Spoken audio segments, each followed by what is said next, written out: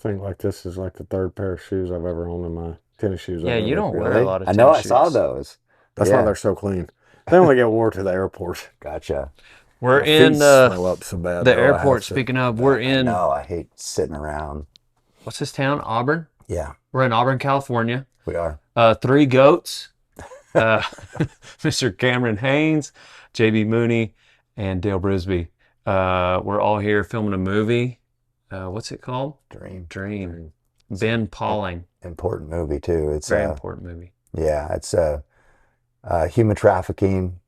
Big. It's funny. I was at the airport yesterday, and these parents and these kids getting checked in, and the TSA guy. I thought he did a good job. They thought he was joking, but he's like, he looked at the kid and he goes, "Who's this right here?" He points to his mom, and they thought it was a joke, but people are stealing kids. Yeah. Yeah. And Dang. I told him, I said, I appreciate you being so serious about those questions and like really looking for that answer, because they thought it was like kind of playing around. But it was, if that wasn't his mom, there would have been some different reaction from the kid, obviously. Right. So it's happening. Kids are being trafficked. And that's what this movie is kind of just raising awareness to. Hopefully we can all help solve this issue. Yeah. You play a sheriff deputy? Sheriff Browning. Yep. And then you play a racer. Yeah, and Billy. Billy Gennaro. That's a good name. I think it's technically pronounced Gennaro. Well, it's kind of like, see, it's like your last name. Yeah. See? I've been called everything. Well, he's got a hand that works for him. Whose name is Gennaro. Gennaro. So that's how he and I have been pronouncing it this whole weekend. I've been calling him Jenny from the block because that's he killed the scene, like standing there, leg up, smoking the cigarette. I always knew I was going to make it big smoking. I knew somebody would eventually notice that I could smoke a cigarette. Yeah, They did. And put me in a movie for it. They did. They did a wide shot of it and then a tight shot of it. It was sick. at 3 a.m. At 3 in the morning. God, that was a long night. But yeah, They threw my part in there. Well, like I was an announcer, but you and I weren't supposed to be in the same scene. Yeah. And so they added a They line just for came me. up with him in there. And I walked by and I ad-libbed the line. And I'm not going to spoil it for y'all, but I'm thinking about putting it on a T-shirt. It's hilarious. Yeah. I busted out laughing. when he did. yeah, I know. I want to say what it is. Yeah, you could say it. What is it? No, you say it. So like the two guys, Steven and Bud in the movie, they walk up to JB and then I go behind them and I'm the announcer at the event. And I tell them, "Hey, didn't I kick you 2 out last year?" And the one goes, "Who the hell are you anyway?" And I said, "I'm your new stepdad, hillbilly. Watch it." And they didn't know I was going to say it because we had done it like 5 times. Yeah, Well, he did. That's the first time he said that to me. Yeah. And so I fed him that line and they all laughed. Oh, God, that's a good one. It stayed in there. That's So, a good one. Yeah. I don't know. I'm excited about it. That's a good T-shirt for sure. Yeah. But no, it's been fun. I mean, making a movie is a grind in its own way. I mean, it's brutal. The thing that I think I know I appreciated about it, and y'all do too, is like having been poor when we were younger. Like it sucks to stay up late, but it's better than that ball bearing plant. Better than digging ditches. Yeah, it's better than the feedlot graveyard shift. Yeah, I mean, So- we could bitch about it a little bit, but come on. It's not that hard. It could be a Yeah. lot worse. Yeah, Yeah, I'm excited though. They should put us 3 on the movie poster. I think so. For yeah. sure. Yeah. Oh, definitely. Just have like 7 seconds of lines. Yeah, I know. We did that for hours last night. It's that one scene is probably gonna be 1 minute in the movie. Yeah. Oh, yeah. 1 minute, and Oh, we were man. there 6 hours.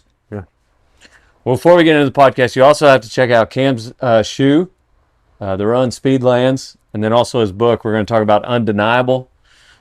Everything's on CameronHanes.com, isn't it? Thank you. Yeah, I appreciate it. Yeah. Yeah, this has been fun. I mean, like I said, huge fan.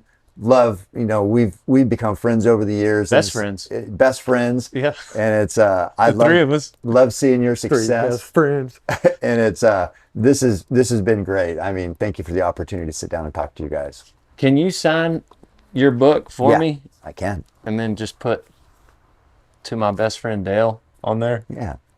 Do you want We'll get the cameras, make sure. See, he's writing it. to? Do you have the audio book so you can sign it? I do For have the you? audio book. Oh, you accidentally put JB. Oh, okay. We'll just scratch it out. Yeah, that would be all right.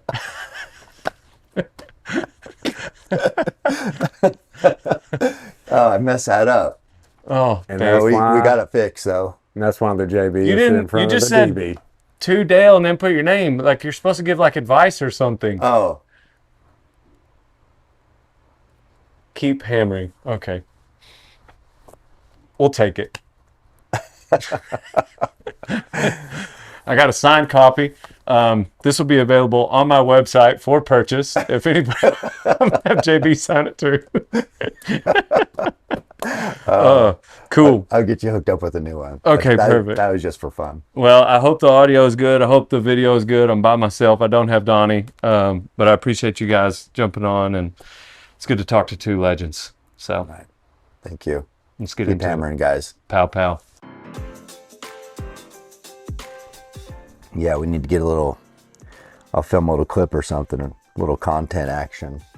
Oh yeah. Put it up. People love knowing what everybody's up to. Yeah. Oh yeah. You have a lot of like just play by play content that does so well. Like you document things Yeah. like just in the moment. Yeah, that's all they care about. They just Yeah. want to be there with you. Yeah. Yeah, it's like if you do, like I have Macy and whoever make these incredible reels, but people know it already happened. Right. And so it looks good, but it doesn't do anything. Yeah. It doesn't get the reach of just like, the thing, why we scroll all that stuff is because we want to be there and know what people are up to. Right. So yeah, it's got to be live. Yeah, that's a good point. Mm-hmm. Yeah, I guess in the early days I cut my teeth on the skits, which are fun. I still do them, like just comedy skits. Oh yeah. But I think those still always will be good. People like to laugh. But yeah, the documenting like your lift run shoots or a podcast. Or the hunt, dude, it's the hunts. The hunts. If you can post on during a hunt, those go crazy. Really? Yeah. Yeah. Yeah. Yeah. So I try to do that. Well, if only you hunted more. I know. I'm just with this full-time acting and my political ambitions. So your 5-day bear hunt turned into a 10-day bear hunt. It did. Yeah. Yeah. So I mean, meaning like you do hunt a lot and you always have. Yeah, I do. Yeah. Some my wife might think I hunt too much. Yeah. No, she's super supportive. I got really lucky there. But yeah, the bear hunt, the 5 to 10 day, worst timing ever because I had this book come out and it already was like they want you to go and do all these appearances right at the release date because how like New York Times works or these bestseller works is you get all your pre-sales before the release. So however many sold, and then that first week of release, and then the next week is when they total it all up for like the bestseller lists. Okay. So if you had a good pre-sale, like if you promoted the book coming up, and like with Endure, I sold, I don't know, maybe 20 or 30,000 in the pre-sale. That's huge. Yeah. Because then you get a lot of people wait for when the book comes out. So then you get all the first week plus all those pre-sales. Then that next week is like if it came out on the 5th, that's always a Tuesday. So then the next Tuesday is the full week of sales plus that. And then Wednesday is when the New York Times bestseller comes out. Oh, the point is like when my book was released, I was doing that race. So I'm not doing podcasts. I'm not doing what they wanted me to do. And I said, okay, I'm not doing anything before the race. Got the race done. And I said, right after the race, when I kind of recover, I'll do it all. Well, that was the bear hunt extended week. And so I had 5 podcasts scheduled. Like I had Rich Roll, Alexi Pappas, Raw Talk with Bradley Martin. I think I was going to do that one. Natalie Eve Marie. Yeah. Well, Jocko, that's the only one I did, but I canceled all of them. So the book people are probably like, this guy sucks. Does he even want to sell a book? Yeah, does it? Yeah. And what's crazy is they're selling amazing. So Yeah. Well, I mean, the kind of guy that puts you in a position to write the book, the kind of guy that, you are, it makes sense that you have priorities. yeah, One of them, being hunting. And it was funny just trying to listen to Joe talk you out of the race, 257, and also knowing 257 miles with a broken foot, also knowing how much better you could have been in a position sales wise had you taken the race off to sell some books. yeah. No, But you made the comment last night, the book is called Undeniable, so you don't need to. I can't make excuses. Yeah. No, it's like, and I mean, foot's broke right there. It's like there's a bump sticking out, but I'm so used to it. It hurts, but it's not just that. It's like it causes all the stuff up here. And that's what was going to keep me out of the race is my hamstring was so locked up. I tried to do a race like 3 weeks before, a 50K. So it's only 32 miles. And I was, in the lead. Me and this other guy were kind of running together about 1 and 2. And this locked up, I couldn't even run. Ooh. And it was because of the foot. So I'm like, if I can't do 32 miles, Yeah. how am I going to do 257? And so yeah, it's not just the foot pain. That's just pain. It's just what it does to your body to go. If you think about it, it's about 500,000 steps, right? Running steps to cover 250 miles, about 2,000 steps a mile. So for 500,000 steps, my body has to be efficient. You can't be limping because it's going to cause so much other stuff. Compensating. So that's all I was worried about. But anyway, Lord willing, we got through it. And if the truth was known, it probably helped in some ways help sales in a different aspect than just sitting on podcasts talking about what a badass you are. Yeah. It's like, show me. Yeah. I hear what you're saying, but why didn't you do that race if you're such a badass? You know what I mean? Right. So. Yeah. Yeah, that was last night. We were talking, and yeah, I mean, if you're going to put out a book called Undeniable the week of a race that you've signed up for that's 257 miles long, then the last thing you want to do is deny yourself. But the premise behind the book is pretty brilliant, I think. Just because you're talking to people that you're interested in, you're talking to people on your podcast that are outliers, and so you put together all their stories. I was disappointed with one aspect of the book, pretty disappointed. I think maybe there's an 11th chapter somewhere.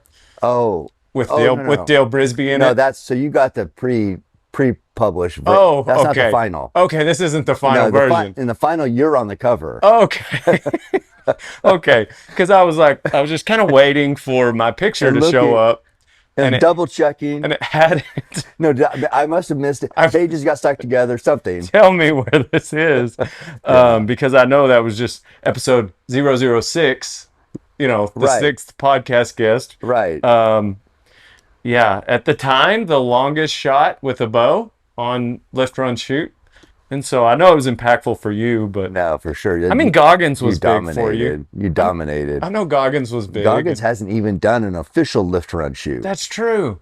So is he scared or something? Yeah, I mean, he's... Probably. No, he's just not a confident person. He's just...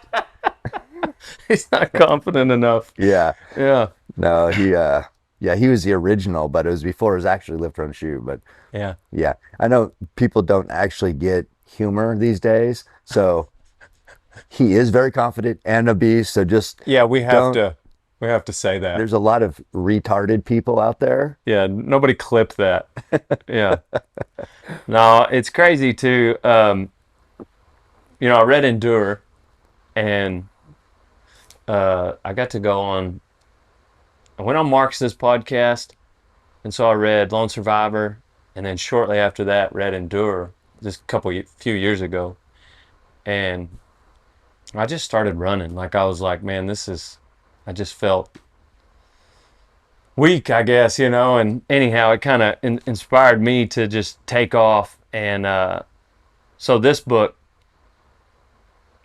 what about this book? Did you feel like you had left something on the table after you got done with Endure? What is it that made you want to write Undeniable? Well, I mean, just talking about Endure, just like, and just kind of connecting with you, I just remember, and I don't know the chain of events, but you sent me like this really nice I think it was a handwritten letter about your dad and about you. And I was blown away by you sending me that. And it's like, so I don't know if the book, that was like a precursor to writing that letter, but I think it was, if I'm For remembering sure. correctly. All the Yeah. similarities Yeah. that you and I shared from that book, it was crazy reading it. It was like I was like dreaming. Not to toot your horn, it was just like too much. But toot toot.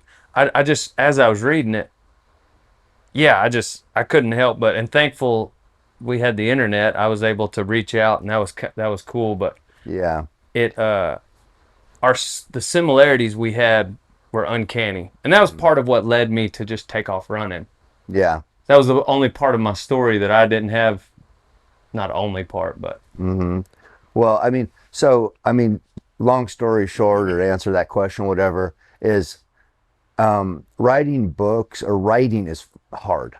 I mean, it is hard. It's, especially when you're short on time like I am now these days. It used to be like all I want, I wanted to hunt and write, so I just make time to do it. And now life has got crazy, which I'm blessed with opportunities, but it does cut into that quality writing time. So it'd be really easy for me to say, I don't have time, right? But then you have connections like what we have because of my writing, because of that book, because of Endure.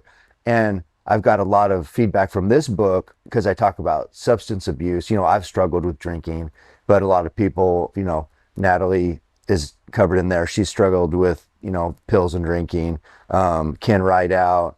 A lot of people who could have been derailed by substance abuse or addiction, and instead somehow won, and now they're outliers. That when that resonates with people or impacts people. There's a guy who I used to work with, and he struggled with it earlier in his career at, just being a construction worker. And it's not like, construction worker, it's not like, a pro athlete or somebody famous. You're like, oh man, that's terrible. But it is terrible. It's terrible for that person and their family. And yeah, maybe they're not a celebrity, but it's devastating. But he said how we spoke about addiction and things like that in Undeniable was the best he's ever read on the subject. And so when you think about things like that, like who might it impact positively, that could change a whole trajectory of their life. And what if I said, I don't have time to do it? Yeah. I don't have time to do it. Then I'm not saying those people, would be in the gutter or whatever, because maybe they would have still found a way. But it feels just like your and I connection. It feels good to get that type of feedback and be like, okay, this is what we're supposed to be doing as humans, is helping each other through story, through example, through friendship. And if we're not doing that, what are we doing? Are we just out for ourselves?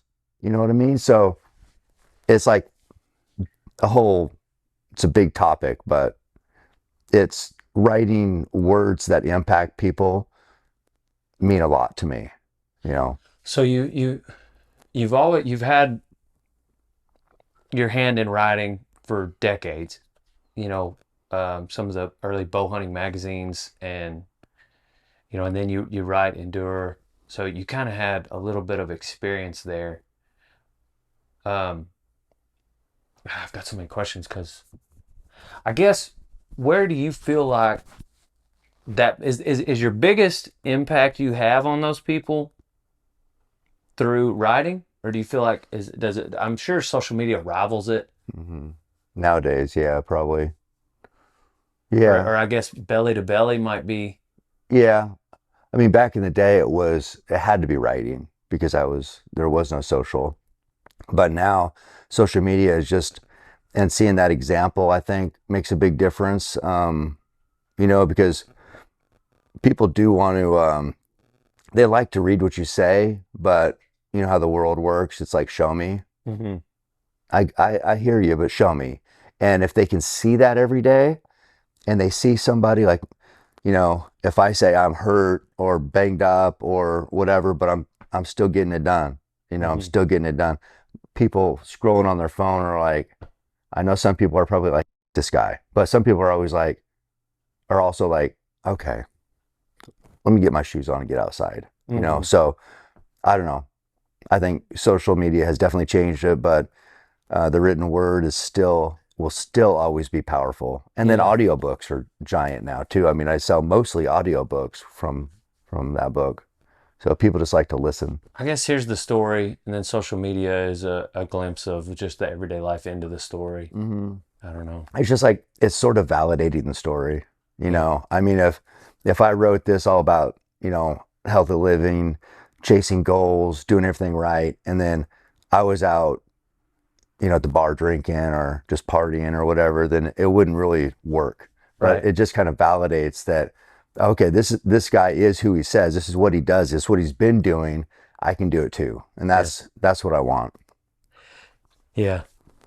Was the structure of it pretty easy to come up with, utilizing the lessons and some of the connections you had with podcast guests? Yeah, for sure. I mean that's the whole.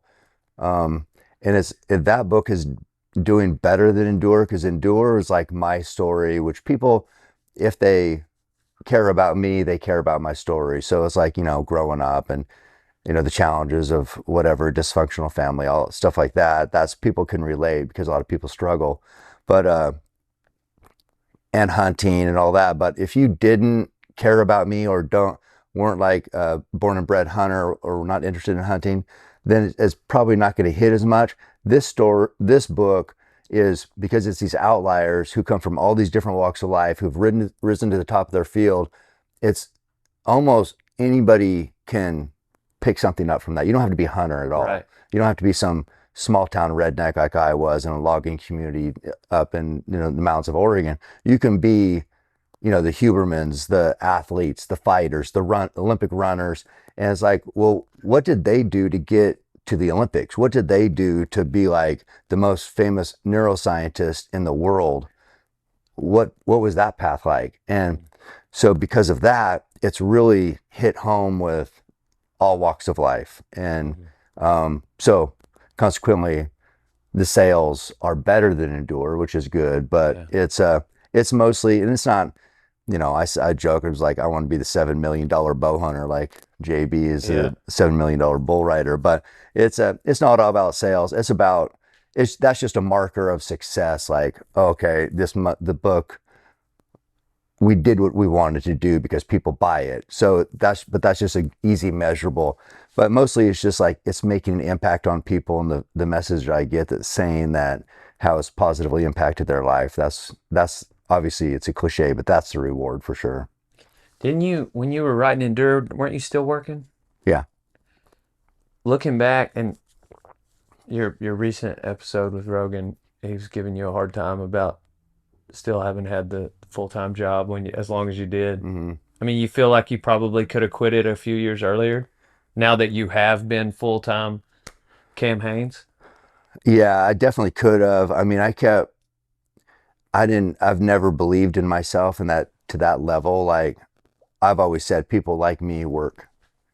I understand there's people out there in life who get opportunities and have a lot of talent, and they don't have to have a regular 9 to 5, so to speak, but that's not me.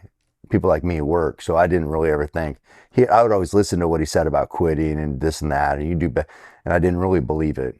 So I kept putting it off, and I said, okay, well, when this book comes out, if it does well, then I'll quit. Then I said, well, okay, if it makes New York Times, then I'll quit. And I still didn't because I was like, this is still just fake. This isn't even real. This isn't Like imposter syndrome?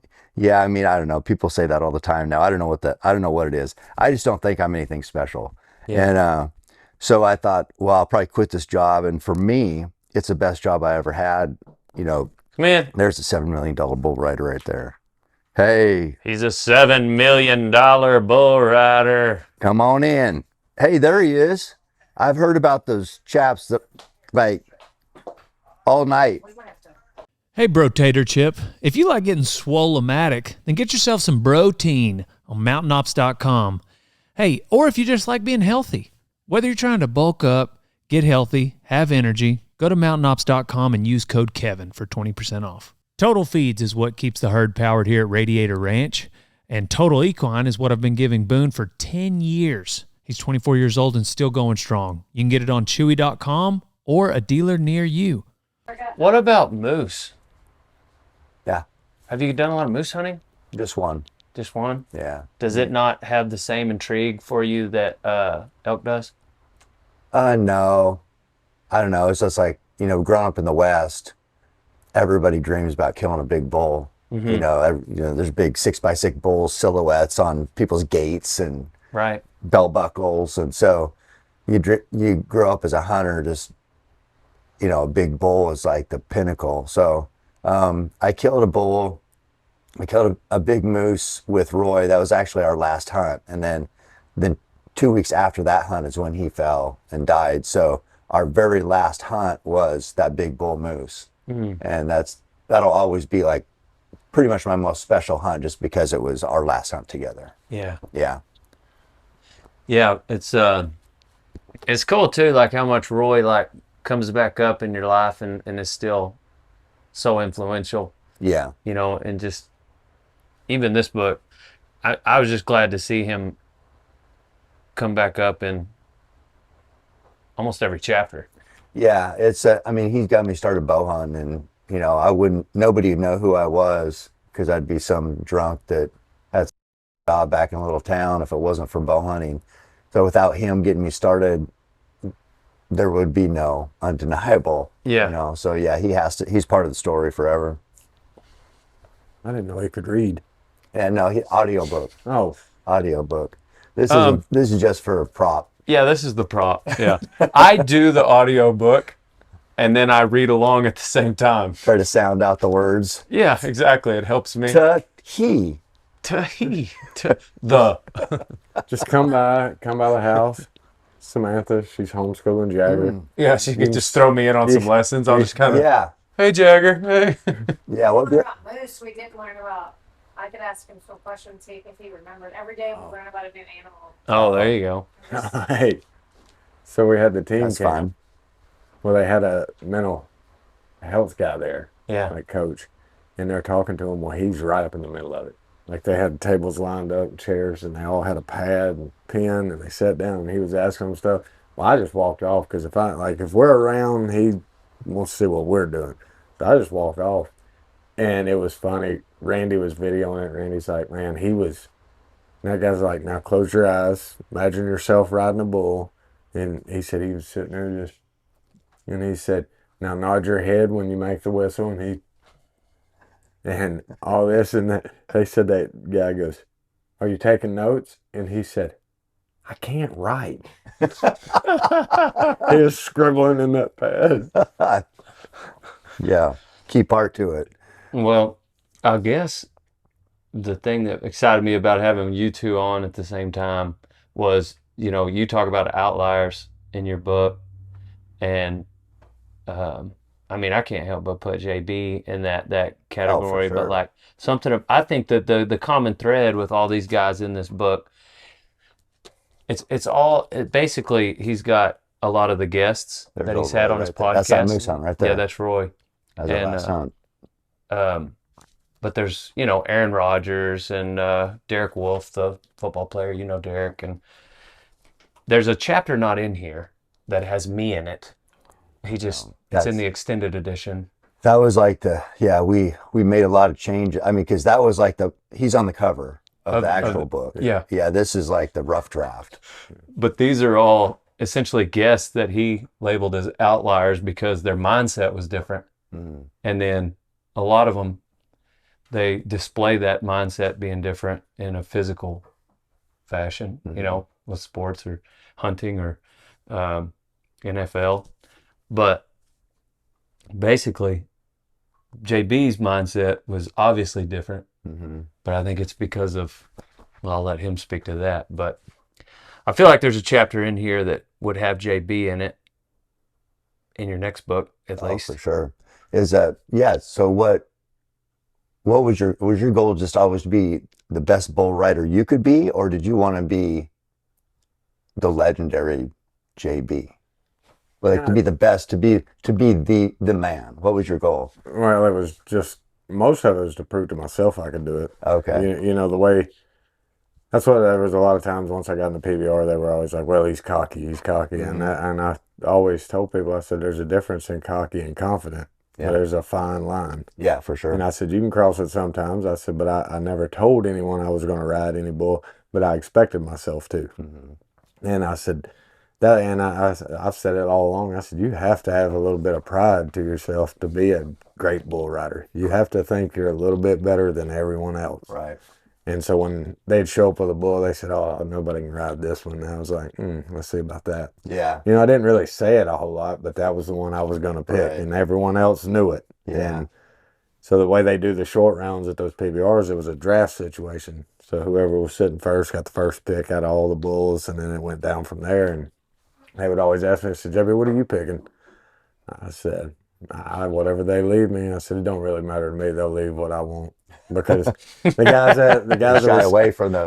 that were sitting at the top, they were going to pick bulls they knew they could ride, that fit them, and I wanted the one nobody else wanted. Right. Just to prove to myself I could ride him. You know, and then it kind of evolved to what it was. And one bull, Bushwhacker, you know, I ended up attempting to ride him 13 times. Yeah. And only one time rode him once. But I kept, anytime I had the chance to pick, whether I was sitting first, fifth, I picked him.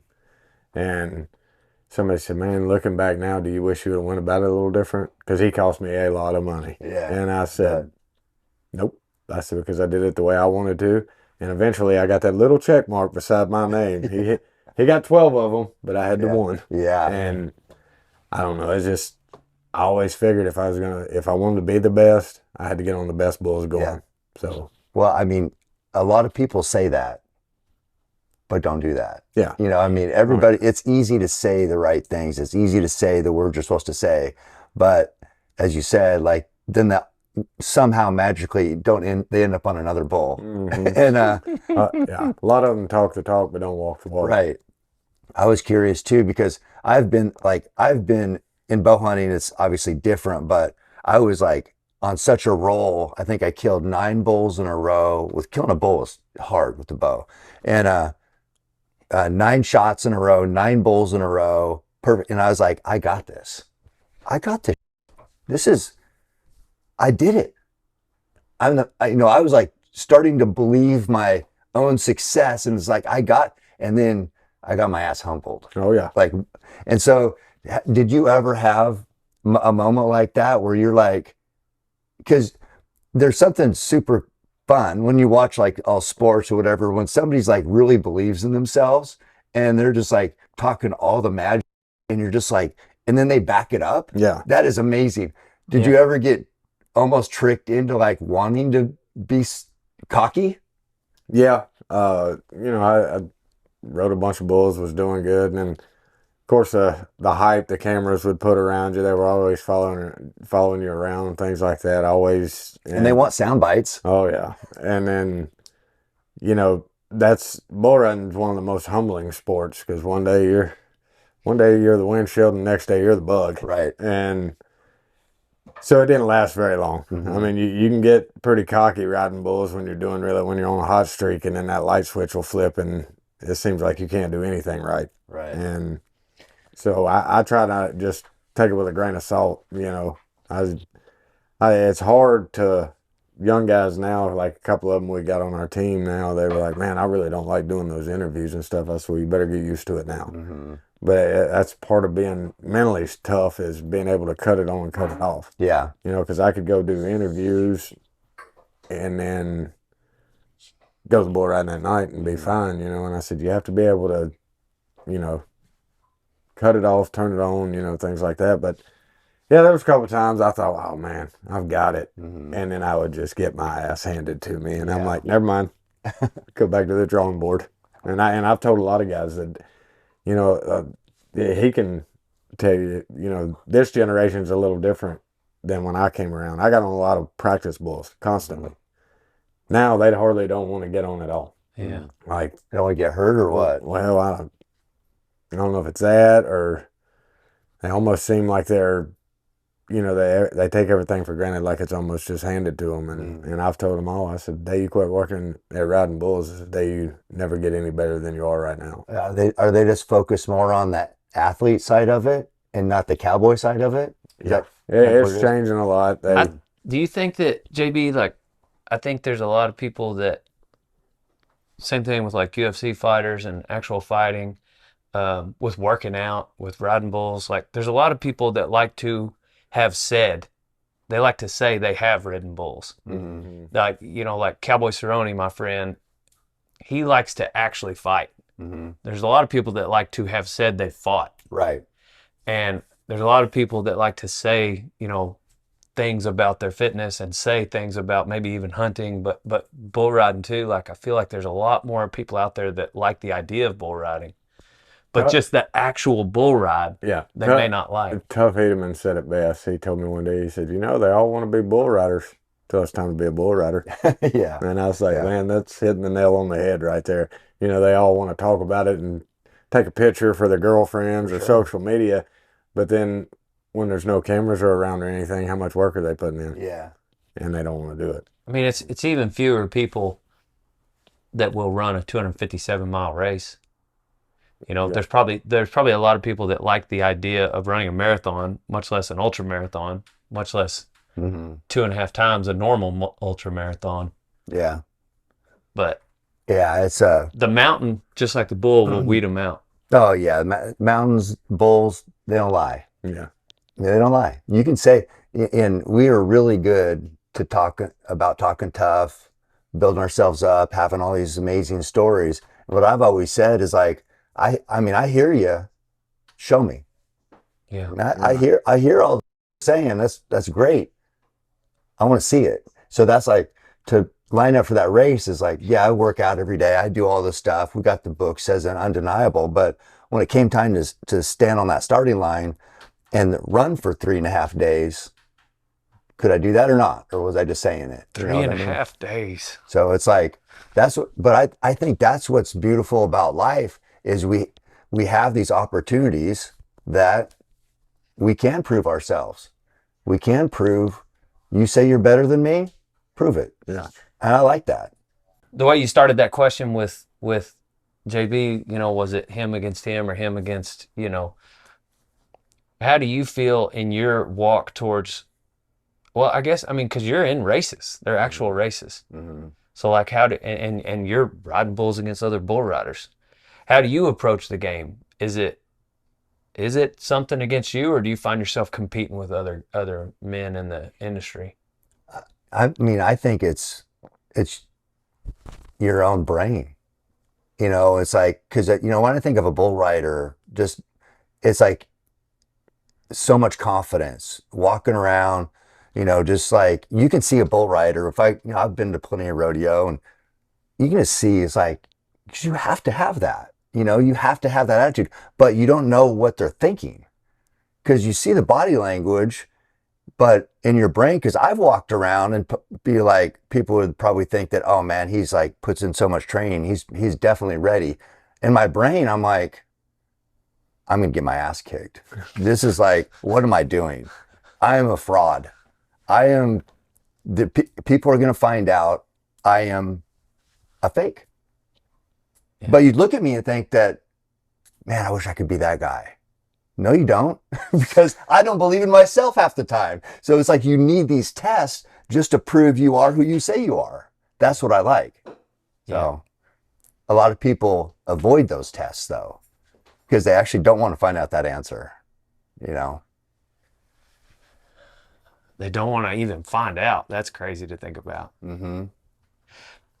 Yesterday, I was thinking about you yesterday. I was talking to Clint Trial. He was there. I don't know. Did you see the guy, double amputee? Anyways, we were talking about kind of the mindset behind the similarities between like what they do in the military and what bull riders go through, and talking about executing fundamentals in the midst of like emotions. So like fear comes in. And I guess I've always thought about like maybe suppressing it a little bit, but the way he worded it was a little unique. Like he talked about like you accept that you can die. Mm-hmm. And Part of it. yeah, you think about death.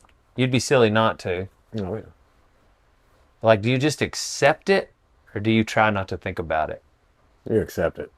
Yeah. Because it's there. Yeah, I mean, you can't. There's one thing, you can't turn your brain completely off. Mm-hmm. Yeah, and like when you're crawling on a bull, you know, it's in the back of your head. I mean, there's no way to not think about it. He steps on you the right way. That's it.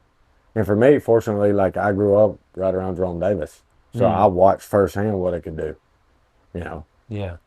World champion bull rider, and then he's in a wheelchair the rest of his life. So I watched it, was around Jerome a bunch. So I didn't think about that for you and Jerome. Oh yeah, and so I knew firsthand what it could do, and it never deterred me because I always told people, everybody else, they said, well, "Isn't that dangerous?" I said, "Yeah," and so is driving your car down the road too. I said, "You're gonna stop driving because there's a chance of what if." I said, "I'm not living like that." I said, I can live with trying, but I can't sit at home and think what if." I said, "That's just not the way I'm wired." And it happened to me. There was another guy that traveled with me, and man, he rarely got hurt. Hardly ever. I think the worst thing that ever happened to him riding bulls when he got into the PBR was he broke his ankle. And when I was 18, a week before we were buying our PBR permits, I was at one of Jerome's open bull ridings, and a bull stomped me in the belly. Yeah. And it broke all my ribs on my right side, lacerated my liver, bruised my kidneys, my spleen. Well, I didn't think nothing about it. I thought I was all right because I wasn't, peeing blood or anything. I knew I had broke ribs, but they can't do anything for that at the hospital. So I went home that night, woke up next morning, had a big knot on my stomach. I drove myself to the doctor. They sent me to the hospital, and they went to freaking out. I'd lacerated my liver. And they said, surgeon's on their way in. And I said, all right. And she came in and she said, when did this happen? And at the time, I was still on my parents' insurance. Mm-hmm. So I said, the truth or insurance purposes? And she said, what? I said, insurance purposes, I was at home working cows and got ran over. I said, truth, I was at a bull riding about 4 hours from here last night. And she said, you're just now coming? And I said, well, yeah, I mean, you can't do anything for broke ribs. We're going to wrap me up. And she said, well, your liver's almost lacerated completely across. Oh, like it was internal. It was inside my liver, but it was split all the way across inside. And she said, I'll put it to you like this. That bull stepped on you. You should have got up and made it 5 feet, and your liver should have ruptured, and you bled out right there. She said, you should have never made it out of that arena. She said, for some reason, your liver swelled instead of ruptured. And that's what the knot was on my stomach. Ooh. And she said, it swelled instead of rupturing. I said, well, good thing it did, I guess. And so I realized pretty quick, because, when you're 16, 17, 18 years old, you're invincible. Yeah. They can't, they can hurt you, but they can't. Yeah. You still got a little chip on your shoulder. Right. Like, they can't hurt you. And I realized real quick after that, if I was going to do it, I better mean it and do it to the fullest. Yeah. And I think that's a lot of guys now, they don't ever, and just like the guy I traveled with, he had never really got hurt. And the first time I was there, we were in California at a bull riding, bull stepped on the side of his head. It wasn't a glancing blow. It stomped him. I thought he was dead. God. Like I was standing outside that gate and I was looking, I was watching, and it stepped right on the side of his head, and I thought, damn, he's dead. And I was the first one that got to him because the bull was still out there.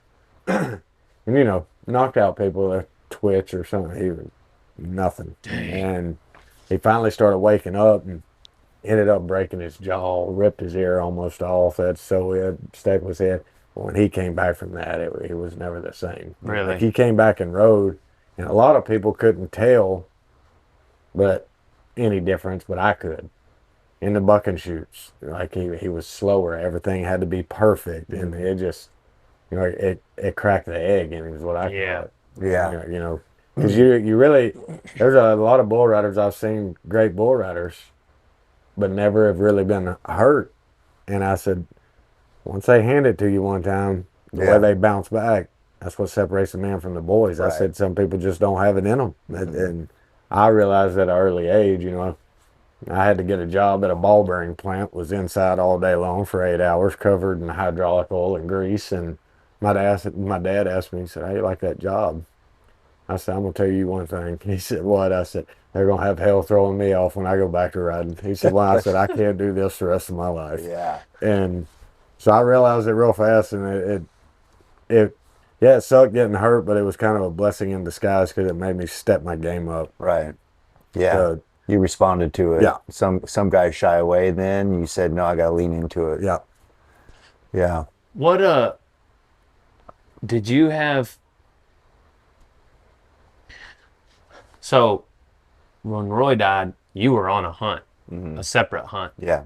and I know you obviously couldn't sleep that night. But did that affect your hunting moving on? I know that obviously it did, but was there a part of you that maybe wanted to take a break from it?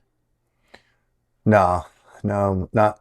The only thing that's changed is like it's just not as good without, because we'd hunt together, but even if we weren't hunting together, we'd call and just like if you go to rodeo, you might call and tell your buddy or whatever how the ride went or whatever. So that's a big part of it, right? So just going back over what happened.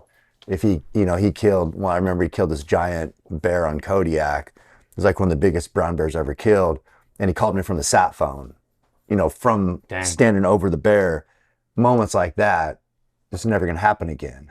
Yeah. That sucks. So, yeah, I'm still doing what I do. I'm still all the big adventures, still having all the success. It's just not quite as sweet because I just don't have, it's just me now. Yeah. And I have other friends, but not the guy who got me started bow hunting and the biggest badass I know. Yeah. So it's like it's not it's different, but it's never changed.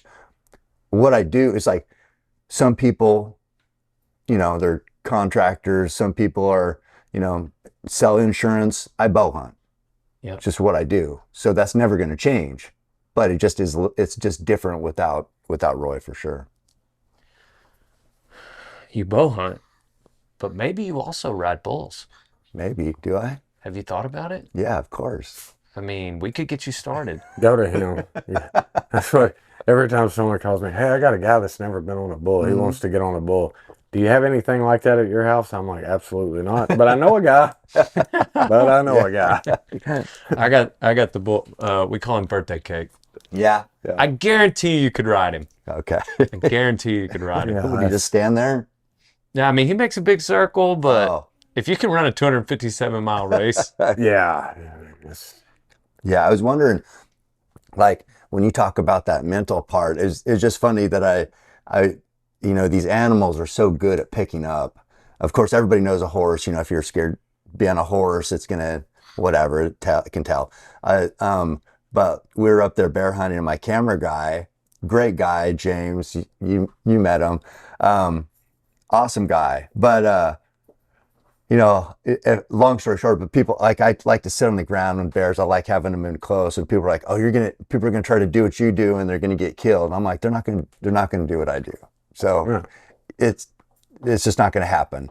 They might act like they want to, but when it comes time, and so James, I killed this bear, and we're sitting there waiting. We're gonna get the Kawasaki buggy over there to haul it out because it's a big bear. So I was sitting there waiting, and this other bear came in, and James was like walking up to it. He's going to get some pictures of it. And like, if I walked up to that bear, it would take off. yeah, So he wanted to get pictures. He wanted to get close, but not too close. And that bear was not moving an inch. and he was getting closer to it. Like I said, if I went up to it, it would have run off. And I was like, I saw him over there doing that. I'm like, I said, you can't, that bear knows. It was like, the bear knows he's afraid of it.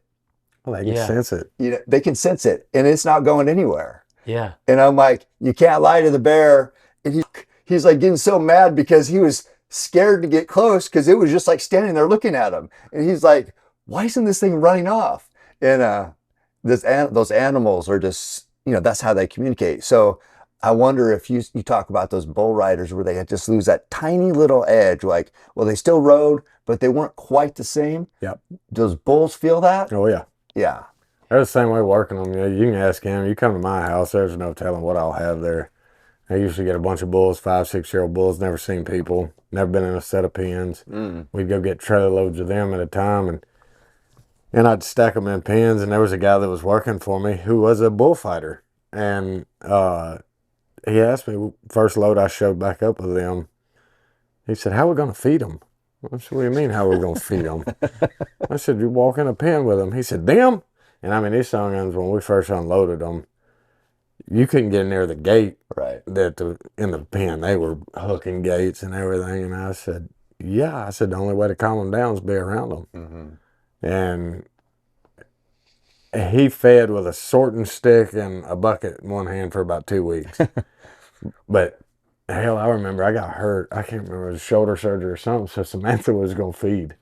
And I said, you're going to have to help me feed. I can't pick those buckets up and stuff. I had my arm, big old slinger or whatever. And a lot of those pens, I have it set up that way. You have to go in with everything to feed them, just so they're around people and they kind of settle and stuff like that. Well, we pulled out one little trap I got, and there was 5 bulls in there. Well, they know when they see that buggy coming, it's feed them. Yeah, time to eat. So they're standing around them bunks waiting for you to pour it. And she looks at me and she said, I don't like this. And I was like, well, you got to feed them. And she said, what do I do? I said, act like you're not paying attention, but pay attention. She looked at me. She's like, what the hell does that mean? And I said, exactly what I said. Like, I said, when I walk off in there, I act like I'm not paying attention to them, but I keep them in the corner of my eyes. You know, I don't ever turn my back on them. And she's like, I do not like this. Because those bulls are the same way. Like, there's bulls I've worked, get in there, sort them, just put them, and then you put somebody else in there that's a little bit scared of them, and they go, Yeah. you know, they'll just go to banging off gates and running into and Yeah, that's wild. Animals It's are, never even crossed my mind, that connection. Yeah. But about the time you wrapped that story up, I was like, dang, I know where he's going with this. And it is so true. yeah, and I put up a little clip. I had a bear come up right like me to you, and it was like coming up, and finally I just had to, I like leaned over at it, and I was just like, no. And then it was just like, and then it took off. It was like looking back over its shoulder going, God, what the fuck's wrong with that guy? You know? What's his problem? Yeah, but it's like, they, just like we communicate, or just like if you see a dog and you're like, that dog looks a little shifty. Yep. I don't trust that dog. Same. You know, Yeah. it's just different because those animals are not ones we're around like a dog all the time. You know, but if you're around a bull all the time, yeah, I mean, they're going to pick up all that. that's it. I've told every guy that's ever come to my place, the fight starts when you get in the buck and shoot. You know, the way you are in that buck and shoot, them bulls can tell. If you're timid, Yeah. got a little backup, they take advantage of it. Right. And I've showed guys like bulls will be bucking in there and they're jumping up off of them and everything. And I'm like, you have to show them your boss. Yeah. And I'll just bail off in the buck and shoot, hit them pretty hard when I go to set on them. And, you know, they'll buck, kick a couple times, but I never get off of them. Well, then they're just like, and then they stand. Yeah. It's crazy, like a young horse. Yep. If like somebody, you know, one of your buddies has got a 2-year-old that's maybe not used to you or something, and you go jump on somebody's horse that maybe he's got 90 rides on him, and it'll take a little bit for y'all two to get kind of accustomed. You know, when you get a 16-year-old broke, bomb-proof kid horse, you know, he'll take anything. But then something that's got 60 days on it, it's kind of got a relationship with that one human. It takes you kind of a second to get accustomed. I mean, they can just feel everything, you know? And it's wild, just the energy that they. I haven't ever thought of that with the wildlife side of things, but I guess all that is what helps you have a successful hunt. I think it's like, and I think maybe learned part of that with my grandpa was a quarter horse trainer, race horses, and he was, did really good in Oregon and had some really good horses, really good stud, and so I was what they call a jockey boy, where if at the track before the jockeys get on, you got to warm them up. So that was me before I got too big, and those horses are, you know, they want to run. Oh yeah. You gotta hold those back. But I remember seeing him how he'd act around those horses, and he'd be like, "Knock it off," and just like, kind of not beat the out of them, but it's like, push them around and not timid at all. And I'm like, so then in that little town I grew up in, there was this horse that nobody could ride. It's called Stormy. My buddy, he ended up dying on a horse when he was 28, which sucked too. Oh, so dang. like terrible, Jim Osborne. But we used to go riding up in the mountains, and nobody could ride this Stormy horse. But she was, for me, she was great, because I was like, oh, I remember how this works with the quarter horses, even though that was like when I was a little younger. Then it's like probably 5 years later, and I'm like, oh, I remember, I know how horses, how they react. So I started to learn animals pretty early on, just from my grandpa, and then seeing that. And then I remember the first time I sat on the ground for bear up in Alberta, it's like 2013. And I had this bear come in. Like I say, you can tell a bad dog when it comes up, and you're like, I don't like. So this bear was coming up, and I was sitting with John Rivet, he's an outfitter up there, and he's just like, he goes, we're looking at this bear, and he's like, I don't like the looks of that bear. Just how it was acting. It was like, and it's not even the big dominant boars, it's the juvenile ones who probably got their ass kicked. And so they're just like looking at something. I'm sitting on the ground. They're like, that looks smaller than me. I could take that. Whatever that is, I could take it. And so he starts coming over, and all I remember is like, I got a pretty good picture, a selfie of him like that. He was like right behind me. But then I was sitting there, and I was on the ground. There was a tree behind me. I had a knife stuck in the tree, just if something happened, I was going to grab that knife, and then I could. My goal was always, give him the left arm and then stab him with this arm.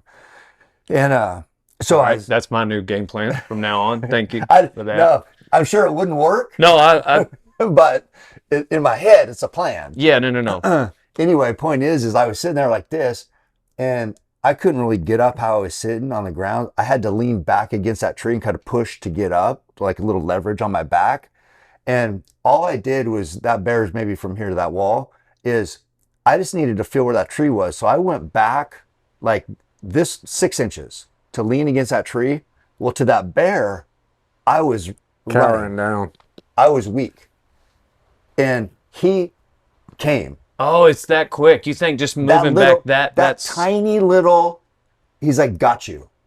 Oh. And that I really learned with bear, you can't show anything. You can't back up at all. Not an inch, dude. An inch, they will be like, got you. Dang. That's how sensitive animals are. Did you get your knife? No, he ended up, we didn't even have to shoot him. But anyway, it got serious for a second there. So we both stood up, hey, Job. So if you did encounter a bear, like you move forward to it. Is it really any size, or one of those big bastards, they kind of, they don't care if you're walking towards them or not? I don't know. Let me know when you want to test it out. I will video. Okay. From afar. The big ones, they're not going to, I mean, that one I just killed, I mean, a hunter had never seen it in the daylight. So they're not, that's just stupid interactions with a human that's going to get him killed. A big boar is not going to even, they want to put themselves in that position. What do you mean? You won't see them. Yeah. You'll just never see them. Never see them. You see all these younger bear. But the one time somebody did, and what if that's the one time that I see them? Yeah, it could.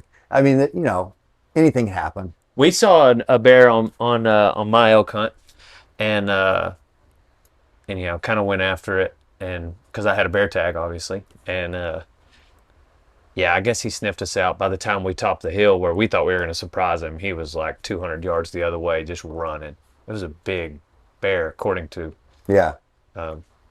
according to Brad. These bear are coming in for food, so it's a little bit different. That's because you had them baited. Yeah, in the wild, if they're just out doing whatever. Yeah, those big boars, you never know. I mean, grizzlies, of course, a whole different species, way more aggressive. Black bears kill a lot of people still, or not a lot, but still kill people. But grizzlies, whole different species, very aggressive. But the way you act when you're hunting, even like a grizzly, like when you flew up, because you filmed it. Was that's bush dragon, right? Isn't that what that one's called? No, that one was called Once We Were Wolves. Once We Were Wolves. Yeah, shit. I Um, remember. But the way you act as a hunter towards like even a grizzly is way more aggressive than typical, right? I'm always like, I'm never like, it just sounds stupid, and people have a big opinion. If I'm trying to kill a bear, I don't have a gun. I'm a bow hunter. If I don't kill it with the bow and it kills me, that's just the way it goes. Yeah. That's just the way it goes. So I'm never like, okay, we got guns. You guys got to back me up, or I got this thing. I'm just like, no, this is what I got. That's what you got. Let's see who wins. Yeah. So and it sounds stupid. It sounds like, no, you're full of I don't know. You can ask anybody who's ever been with me. Sounds primitive. Yeah, Sounds like that's just my attitude. But I don't take the same chances on a grizzly that I would a black bear. Like, I wouldn't, if a grizzly came up to me, I wouldn't be like, let it get this close. I feel like that's pretty dang similar to picking bushwhacker 13 times, to be honest. Feels like a little bit. I mean, because your everyday person who says that is crazy is going to agree that this is crazy also. Mm-hmm, maybe. But I don't think y'all are everyday people. Man, I'm not a $7 million bull rider. That's my clip. And I've never killed a grizzly, so yeah. So I want to have that's a clip I want to do is how do I become the $7 million bow hunter? Yeah. What's your advice? Yeah. There it is. So you think we can do a little content thing for that whenever we get done here? But I'm a $7 million bow. Yeah. How does that happen? I mean, to be a $7 million anything. Yeah, but that clip of that guy saying, whoever that was, who was the announcer? Wayne Brooks. Oh, Is the one It's that said so. he's such a sweetheart. I love looked Wayne. for that last night. I was like putting in JB Mauney and like $7 million. I'm like, where the is this audio? I need this audio on here. It's all over TikTok. Yeah. Okay. I had a hard time finding it. Put it on everything. Yeah, it was funny. I remember sitting at your house in North Carolina, and it was before that audio was being used everywhere. Like, it wasn't quite as widely known that you had that much won, and it was something. And Trevor was on screen or something. They were like, "This Cowboys won over 7 million," or something. They said the way they announced it, it was like, "He's the only Cowboy to win over 7 million." And we were sitting there watching the rodeo, and you were like, well, he's not the only one or something. Oh, I remember Whatever. what it was. Doesn't matter It was now. like, Yeah. yeah, I remember what it was. It was he won 6.5 million or something. And I looked at Dale and I said, man, next time you talk to Trevor, tell him to hang in there. He might get there one day. Yeah. Oh, Man, poor Trev. but that audio is priceless. Oh, It doesn't now- even matter if it's true. But I've heard it's now true. Jose gets to listen to it. Yeah. He's an $8 million bull Is he? rider. He's won 8. Just this year. Yeah. He won the world and had bumped him to like 8.4 million or something. Well, yeah, but you got to be over 7 now, right? Me? No. Yeah. Well, I was 7.5, I think, when Oh, I had to retire. that's a lot of money. Yeah. That's a lot of money. I feel like And that doesn't sound as good. The $7.5 million. Yeah. he's a It's got to be a round number. It got to be an even number. But 10 would be good. Yeah, Tim would be. I can't believe how much you bullfight knowing. So when he got hurt, when he retired, it was because of his broken neck. And Yeah. it's like, hey, next bull, you fall wrong, you could die. Yeah. But you still get out and amongst them and still get out there and fight bulls a little. And I don't know, it makes me surprised that you're not. That just surprises me that you're out there. What is it? Why is it weaker now? What do they say? They told me where they put the plates and screws in and everything. Oh, The surgeon, he didn't know how I wasn't paralyzed from the neck down okay. when they went in. I didn't realize it was that bad because I rolled over and I felt it and I said, all right, I just broke my neck. Well, I got up. So what happened on the ride? I mean, I got behind. yeah. And he caught me with his hip and just pitched me up in the air, and I didn't get turned all the way over and landed on the back corner of my head. Oh, landed so you like landed that. straight down, kind of? Okay. Yeah, I'm sure I've seen. Kind of lawn chaired, and I just hit right there and rolled over. Well, at the time, my left leg, my left foot, my right ankle were broken because I was sitting 17th in the world, and they only take top 15 to the NFR, so I kept going. Had to ride. I rolled over, and my first instinct when I hit the ground was, thank God I didn't step on my legs because they were shot. They were hurting bad. Yeah. And I roll over and I go to push to get up. And as soon as I went to push, I was like, shit, I just broke my neck. I felt it. Yeah. And I got up. I walked out of the arena, walked over to the paramedic, sat down. And I guess the way I was acting, they were like, so what's going on? I said, I just broke my damn neck. And I didn't think it was as bad as it was because, I mean, I had all the feeling and everything. I was like, all right. And they did a full body x-ray on me and they said, well, there's some stuff going on. You're probably going to end up having to have surgery. And I was like, oh. And that surgeon, after the surgery, he told me, he said, I don't know why you're not paralyzed from your neck down. And I said, what do you mean? He said, if you had any room at all, you had a millimeter. He said, the disc was twisted and smashed into your spinal cord. Oh, man. Oof. And so he cut my throat, went in the front and took the disc out the front. And then went in the back and put plate screws and a rod in it. And he said, surgery went good. I said, perfect. And he said, now your occupation. I said, what about it? And he said, might be time to look into a different one. I said, why is that? He said, it's not 100% chance, but it's about 99. He said, where we fixed is so stout, it's going to weaken above and below it. Right. He said, if you were to land on your head like that again, it's about 98, 99% chance you'll snap your neck either above or below where we fixed. I said, well, I'm listening. He said, below you're in a wheelchair the rest of your life. Above, you're dead. I said, thanks. Those are great odds. Oh, man. See, and part of you maybe, or somebody may want to get a second opinion, but it's like, even if the second opinion is different, it's like you always think, well, Yeah, what you if that still- first yeah. one was right? Yeah. What if Still the got first- that. Maybe get You another know, one. Yeah. There was a 2 out of 3? there was a buddy of mine that rode Stormy Wing, Yeah. and he got knocked out quite a few times. He got knocked out real bad the last time he rode. Well, Tandy sent him to a head specialist, and they told him, they said, man, there's a spot on your brain, and we can't tell you what kind of force it would take. It may take a semi-truck hitting you. Or it could be as little as somebody walking up slapping you in the back of the head, but you run the risk of being a vegetable if you hit your head in that spot. Dang. And he called me and he's like, what do you think? I said, Stormy, your head's not something to mess with. You know, I said, and you know dang good and well as I do, riding bulls, you're either all in or you're all out. You can't be halfway. And I said, Yeah. you knowing that, you're not going to put 110% out. You know, That's you a get good point. you get in a bind, you're going to try to take the easy way out. Yeah. And usually when you do that, you get in worse Chili wall. positions. I love that he called a fellow bull rider, Yeah. you know, get all the info from the doc, but then call another real one, Yeah. you know? Yeah. You know what I mean? Like, what would my boys do? Oh, I've had a lot of them You know? call me about injuries and things like that. And I'm like, I'm probably not the best one to call. Yeah. Well, because- the doctor too, if I was doing that, I mean, just a regular doctor would tell a regular person, don't ride bulls. Yeah. It's too Yeah. dangerous. Yeah. So it's like, first we got to get past that. Yeah. Okay, well, I'm riding for sure. So, I mean, because all these things, everybody's like, you think you can make it through life without these, you know, risks or whatever, but you guys are like, you've already agreed to do this. So there's already like, it's not a good decision anyway. Yeah. Yeah. Then I it's was, just- yeah. I was always taught from day one, you play the game, you take the pain. Right. It's just part of it. Mhm. And the way I had it in my head was no matter how bad I hurt, if I could walk, I could still ride them. You know, I was like, I can still do it. Yeah. And it was never, I never thought that I couldn't. You know, no matter how bad I was hurt, I was like, I can put it out of my head for 8 seconds.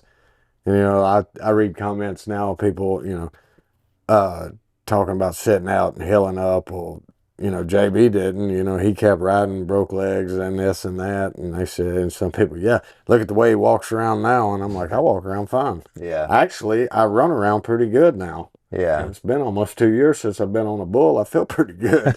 I said, everything's starting to work like it used to. Yeah. Even your shoulder popped, and you can raise it up. I hadn't raised my arm over my head in probably 5 years. Yeah. And it was, I thought Tandy Freeman did 2 surgeries on my shoulder. The first one, he put a screw and 13 anchors in it.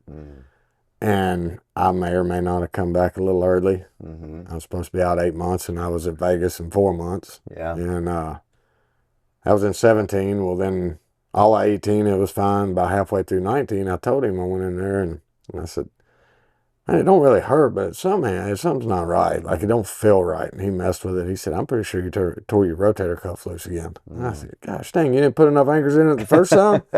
And so I went and had an MRI, and he said, yeah, it's tore. He said, you're going to have surgery, but I think it was about halfway through the year. He said, I think we can get you through the finals. So they were putting a shot in it every time I was riding, numbing it. And I got to the finals and got wadded up on the top of my shoulder. It swelled up. They were working on it. Then it come out in the bucking chute. Bull went to bucking in there, and I grabbed the chute. It popped out.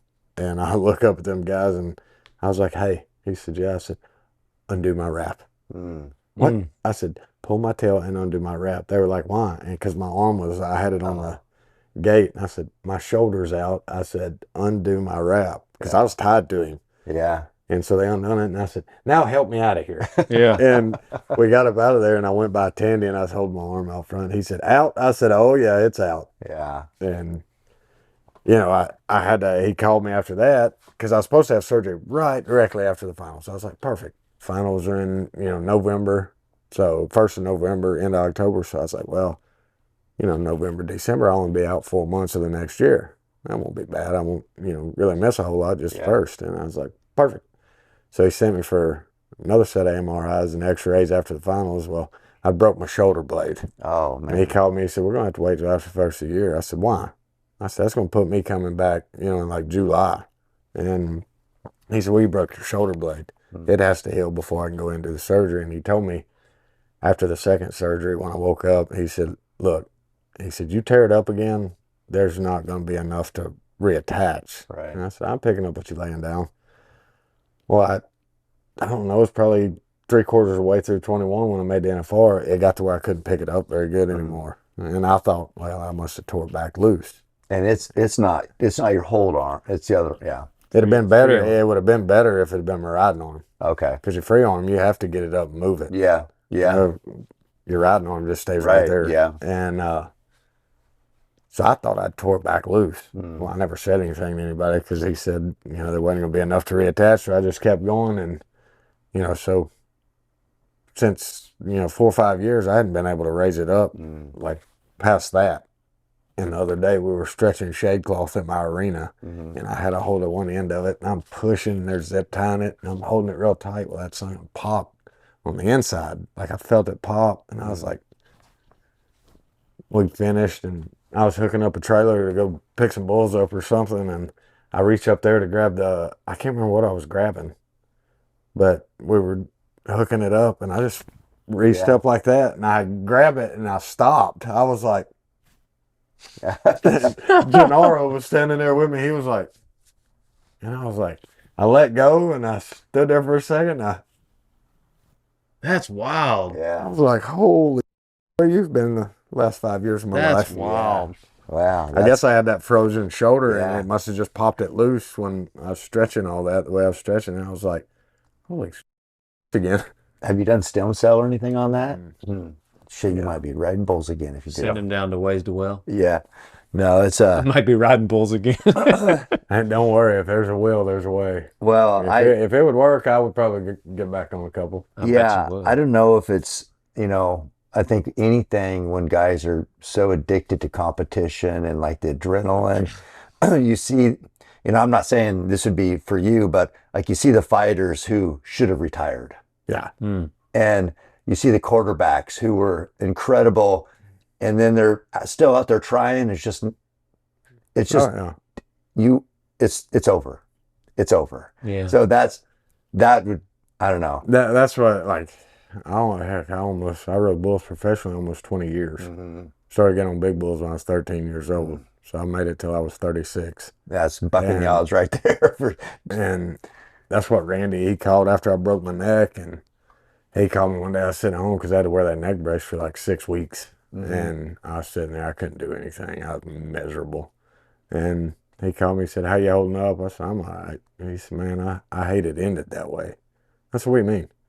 He said, "You didn't get to go out on your own terms." I said, "Randy, it was always going to end this way." Yeah. And he said, "What do you mean?" I said, "I always knew in the back of my head something like this was going to have to happen." I said, "I would have never been able to tell myself I couldn't do it." It's either that or die. That's how it was going to end. The way I went about it my whole career was, no matter how bad I hurt, I was tough enough I could put it out of my head for 8 Yeah. seconds. It was always, there was never no backup. It was always, and I said it was going to end this way. And I said it happened the best way it possibly could. And he said, "What do you mean?" I said, "I'm still upright. I can do everything that I was doing before. Yeah. I just can't ride bulls anymore. I still ride horses. I Yeah. work bulls Yeah. every day. I still, Oh, you yeah, got it's probably not the lucky. smartest thing ever running around bulls out there, Yeah. but it's still a part of me. I can't like Oh, that. yeah. That adrenaline stepping around one. Yeah. You can't replace that. Right. No. And you yeah. pick your moments. Oh yeah. Yeah, you're not. Like There's some bulls that you wouldn't. I hire bullfighters to come over there when we're bucking a lot of bulls. But like the other day, we bucked bulls at 10 o'clock in the morning. Them guys couldn't come, and they're like, "Well, who?" And I was like, "Don't worry about it. We got it." And I can stay. I can do it if I have to. Yeah. I just try not Yeah. to have to No. very often. Yeah, I get that. But yeah, it's like, I do respect your journey, obviously. It's just like the toughest guy, toughest cowboy out there, basically, bull rider. But yeah, it had to be that Oh, or yeah. worse. Or I would have been one of those guys you were talking about that was still trying to ride bulls and Yeah. should have quit. I Yeah. know. I knew it was going to be I like hate because seeing fighters like that too. everybody always asked me because and the thing was there was guys that were riding that were older than I was, and they're like, "Where you been?" But I grew up in the PBR. They didn't. Yeah. They didn't have quite the miles you did. No. though. Yeah, well, I grew up and everybody watched it on TV, all the Yeah. wrecks, everything. You were doing it. I was 19 when I won Rookie of the Year, so they watched all of that, every wreck, they saw it and everything. And they're like, "Well, you need to retire. You're getting old." And I'm like, "What are you talking about? This guy over here is 42 and he's still riding. What's about him?" Yeah. But they watched it. They watched all the wrecks Yeah. and everything like that. And he'd probably been on that older guy like a third of the bulls you had. Yeah. So it's like, yeah. I mean, because it was. I think those, like the fighters, they want that magic back. They just yeah. know, like, hey, if I just one shot, if I could win this one, then I'm in contention. Then if I can win that one, then I'm fighting for the title. It's like you can always justify yeah. it. Because as men, that's what we want that. Yeah. The thing though that I do respect about it, whether you're talking about Brett Favre, Aaron Rodgers, Cowboy Cerrone coming back out of retirement, the 42-year-old bull rider, it's just like it's hard to deny the fact that they do actually love the fight. Right. Like It wasn't an act. if they're there at 44, if they're getting on at Yeah.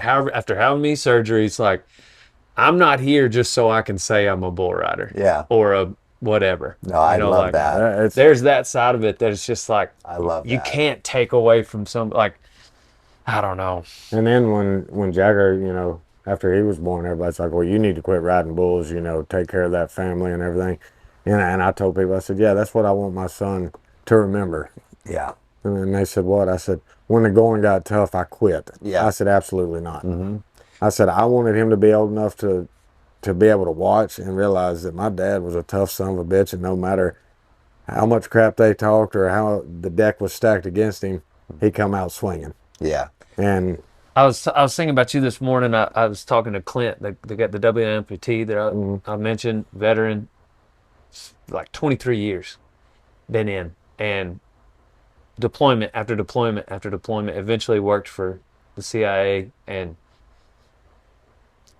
anyway, he was telling me this morning, he looked down in the hospital the first time he was like, he didn't have, and his first feeling was actually relief.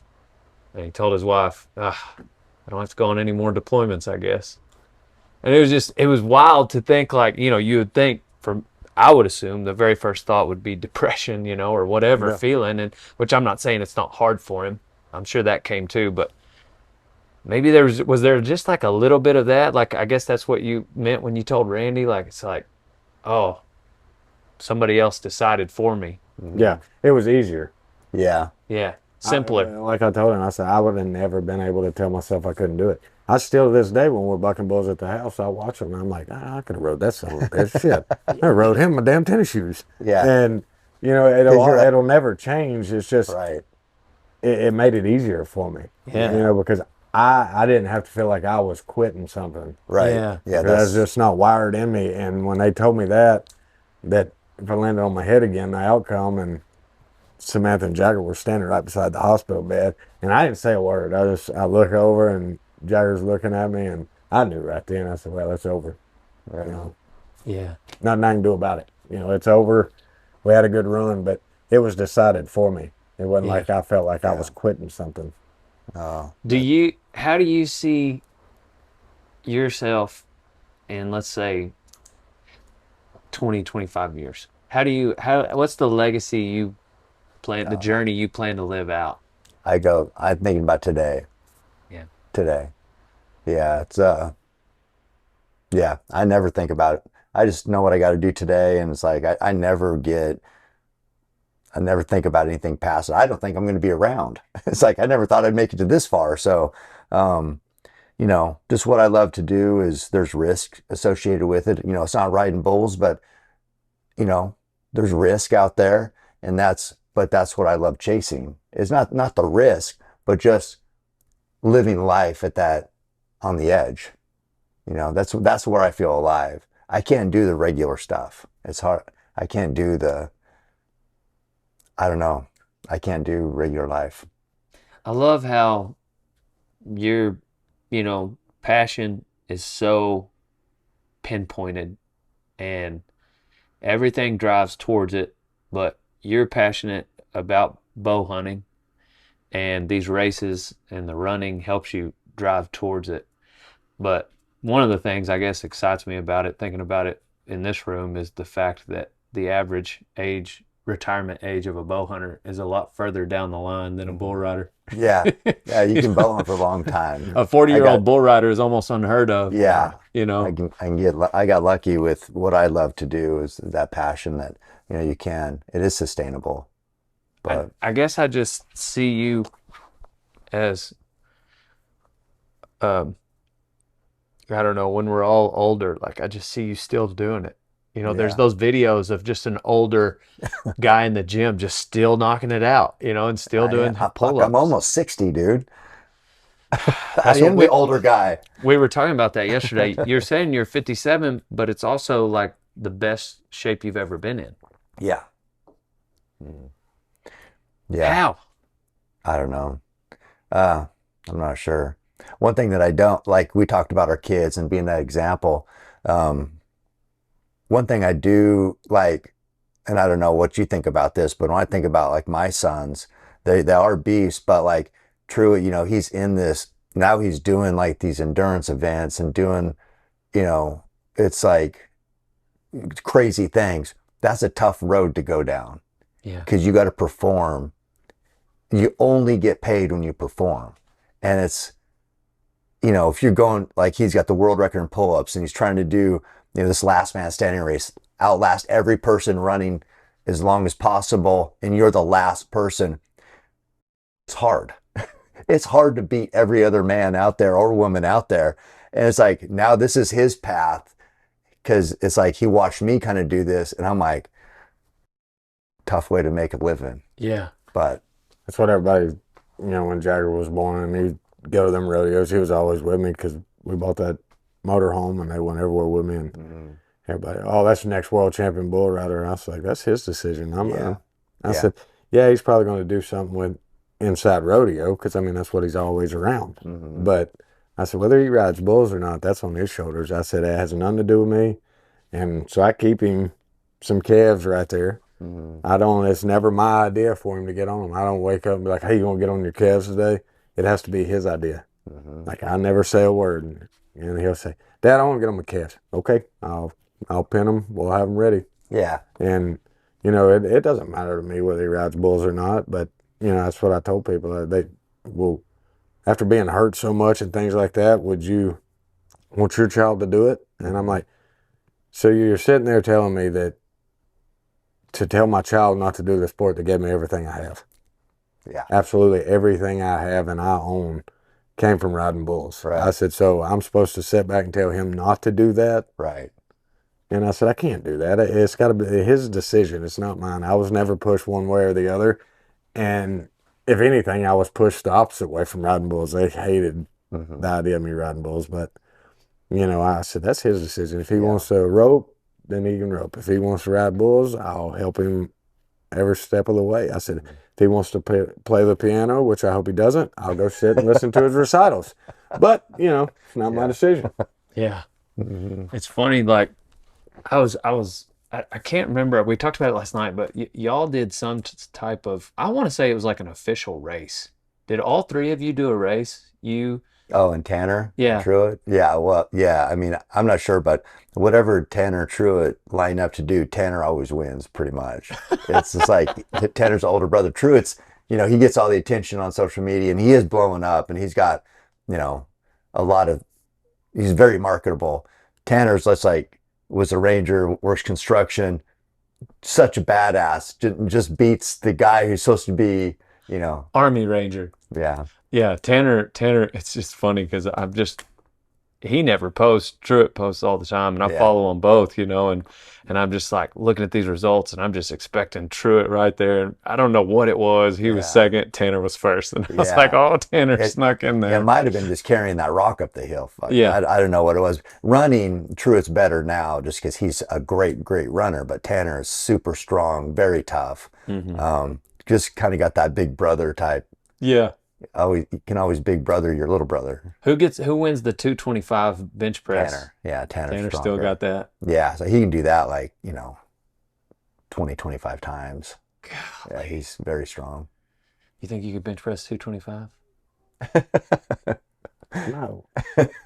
JB just has I'm built for speed. Yeah. That's why I hit the ground so hard. I got there faster than the rest of them. Well, but what's your mindset on the gym? That's what I've told a lot of guys. I said, if you got to go to the gym to stay in shape to ride bulls, then that's what you do. I said, I never had to do it. I said, I worked enough at home working cows and, And you got on bulls. And I got on practice bulls constantly. Yeah. I mean, day in, day out. And if I wasn't getting on practice bulls, I was riding horses, working cows. And I said, I never had to do it. I said, I felt like I was in good enough shape. I said, if the day would have come where I thought I needed to go to the gym to be able to ride bulls, I'd have went, I guess. Yeah. But that day never came. I said, and the last time I checked, I went to the gym one time and I didn't see a piece of equipment in there that had anything to do with riding a bull, so I left. Yeah. The fundamentals of it are the fundamentals of riding bulls, it's like you're not going to outpower them. Yeah. It's so unique and like that. It's almost, it seems like it's more feel. There's strength, obviously. You got to be like body to weight ratio strength. You want to be light and strong, so you're holding less, I would guess. But yeah, it's like, we talk about fighting a lot, but how there's these fighters who don't spar anymore. They don't just throw down in the gym anymore because they're like, oh, I don't do that. We go half speed. We do these drills. We do this. And when the fight, you got to fight. Yeah. So I don't know. It's like Sean Strickland. He notoriously throws down all the time, just going full bore. And there's some guys who take a whole different approach. It's like, what's better? That's what I always said. Practice like you play. Yeah. It's and when I think even that race, it's like you can get in shape, you can do whatever, like that long race I did, but you can't simulate what it is. Like I didn't sleep for something like 67 hours. When are you ever going to do that in life? So you don't know how you're going to respond when you haven't slept 45 minutes to 67 hours, something like, I don't know what it was. But the point is you don't know what that feels like until you actually feel like that. You can't, even if you're like, oh, I'm going to get up at 2 a.m. and run because I'm going to be tired at 2 a.m. Yeah, you'd be tired. Not that tired. Yeah. So I don't know. There's something to be said about, yeah, getting on bulls, sparring hard, running where you're absolutely miserable. It's like, until you do that, you don't know how you're gonna react. Yeah. Yeah. And I mean, elk hunting too, there's an obvious physical element to it that being in shape, running is going to help with. Yeah. I think. I mean, it's pretty obvious, like just the 2 elk hunts I've been on, which I didn't even realize people would throw rocks at, like a guided hunt. Oh, yeah. Yeah. Yeah. Because I don't know. I'd never been. You just gifted me the bow I was using. Like, it was new for me. Yeah. I'd only been shooting a bow for 8 months. Oh, it's, hunting is probably like bull riding, where it's a bunch of like alpha type people, very competitive people, love to talk, very rarely give like, hey, good job, buddy. Yeah. It's just like so much competition. So Yeah. you went on a great hunt, you killed a bull. Most guys are going to be like, guy, he didn't pay his dues. He went on went private. I hunt public, like, I had to earn it. He didn't earn. So it's always going to be, most people would be like, that's awesome, man. You're a new hunter. You killed a bull. Right? That's amazing. Yeah. Most normal people would be like that. Guys aren't normal. Guys are like, we're very competitive. So when you have success, it means that takes away from me somehow. I lost. No, wait, how did you lose again? Well, because he killed. What does that have to do with you again? But in your head, if somebody wins, you lose. That's just how guys are. Yeah. There's enough to go around, I imagine. Yeah, I mean, that's the moral to the story is, no, doesn't mean anything. You can still have all success or failure or whatever, but you can just be happy for that guy. People have a hard time doing that. Yeah. Yeah. Yeah, I guess you being kind of the face of hunting and specifically bow hunting right now, I guess that's where kind of your little corner of haters comes from. Yeah. Guided hunt. Yeah.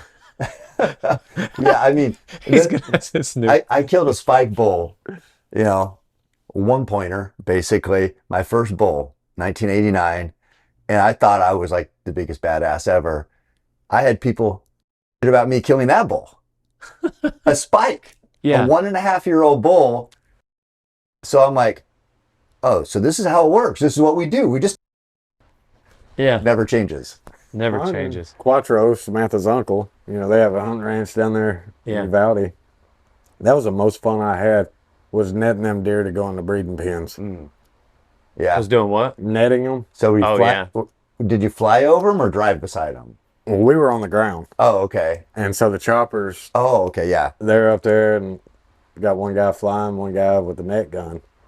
And somebody said, well, how do you know when they're getting ready to net one? I said, it doesn't take long to figure out when they're working one out of that brush. Yeah. You can just tell by the way that chopper's revving up and going back and forth that he was working one out of the brush. Yeah. And so we're on four-wheelers, side-by-sides and whatever, and you'd hear it. They'd be working one, and then you'd hear, pop! And it'd be the net gun. We'd haul ass over there and jump out, and I mean some big old deer. Yeah. Yeah. They probably didn't like being in a net, did they? No. You tie them down just like a cow. Oh, really? Really? Yeah. We get a hold of them, get the net off of them, tie 3 legs together. Yeah. There'd be another bigger side-by-side pull up. We'd put them in it. They'd go put them in a breeding pen. We turned some big old deer loose. They're like, no, he's not big enough. Because we'd I think we call it like 20 does, per breeding pen, and then we'd catch the bucks to go in the breeding pen. Yeah. I mean, they were some monsters. I bet. Just, Especially coming out of the brush like that. Oh. Yeah. Probably never seen a human. No, see, like hunters, oh, definitely about that. Yeah, high like fence. breeding big, Yeah. And it's like, I don't know. it's, It doesn't bother me that those places that there's high fence. Like, if I'm gonna book a hunt, I'll book probably a non-high fence free one. range. But I don't Yeah. know. It just doesn't bother me. As much. Here's what I know. I got about me when I killed a spike bull. I went in the wilderness by myself, killed a really good bull by myself. talked about me. I went on guided hunts, killed an OK bull. About me. Went on the reservation down in Arizona, killed giant bull. Had shit. So what's consistent with all that?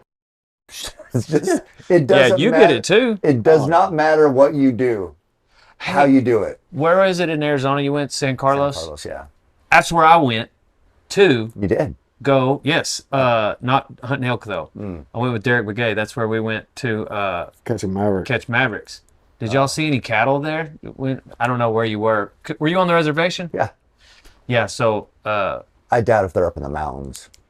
yeah, Are the they cattle. Yeah. That's where we were. Really? Yeah. Oh. Yeah. I mean, we'd be on the side of a mountain. I don't think I've these are seen wild cattle. Oh, okay, yeah. Wild. Yeah. Maverick. I'm sorry. Maverick means. Well, that in Australia, those scrub bulls they call them. Same. Those are mean. Yes. So Same thing. mean. Mean. Same. So And mean. they're because the water buffalo are huge, and that's what we kill, and they can be dangerous. Not as dangerous as a scrub bull because the scrub Correct. bulls are so fast. Yes. Like a water buffalo can't get around a tree really fast. Scrub bulls. So that's what we go in Okay. and rope. Oh, Horse- Time Horseback. down. Yeah, cut their horns off, lead them out, and sell them. The money goes back to the reservation. oh, okay. But the next time you go down there, you should ask those guys about. I bet they know Derek Begay. Oh yeah, I mean, like he's a team roper. 11-time to the NFR team roper. Okay. He's like the godfather around there in terms of cowboying. Right. But yeah, I was thinking about you on that deal. I was out there for a week, and Because he wanted me to come, and I couldn't remember what I was doing. yeah. It's Yeah. wild. Yeah, I bet.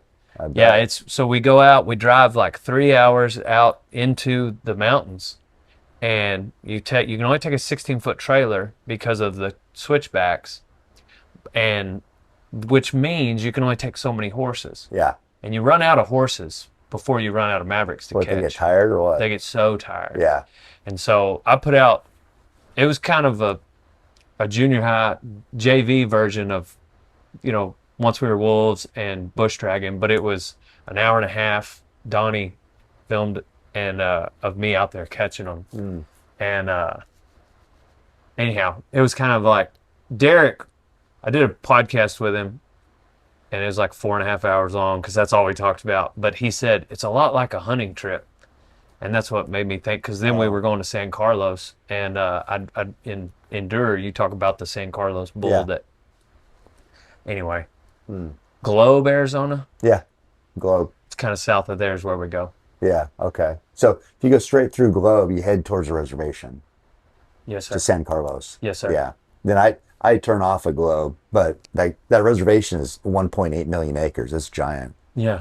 What horses did you take? Like, you have to have good Some feet. of mine, yes, sir. Like, what kind are they? They're quarter horses. Okay. But they have. I mean, they're all shod, and if you lose a shoe, Yeah.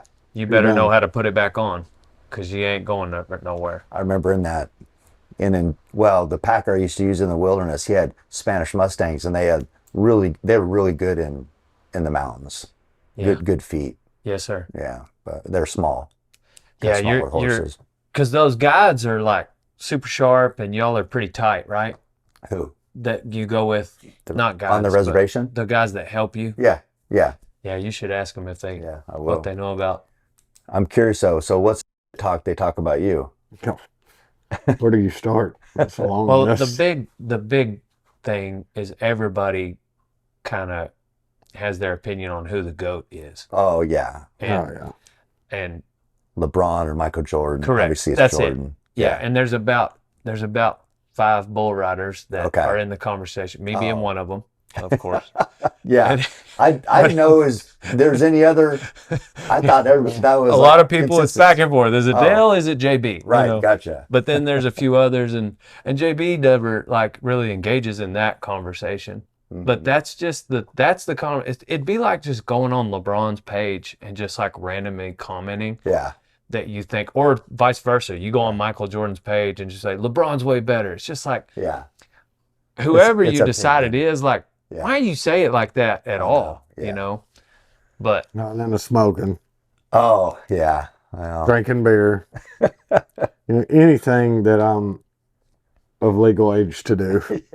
Yeah. They just God, That's what I was telling you the other night. Somebody commented Role on there model. because I was smoking a cigarette and they put a clip of it in Yeah. there and they're like, he doesn't need to be smoking or drinking on camera. He's a role model for a bunch of little kids. I said, evidently I missed that chapter in the Yeah. role model guidebook where it said I had to raise other people's children to be leaders, not followers.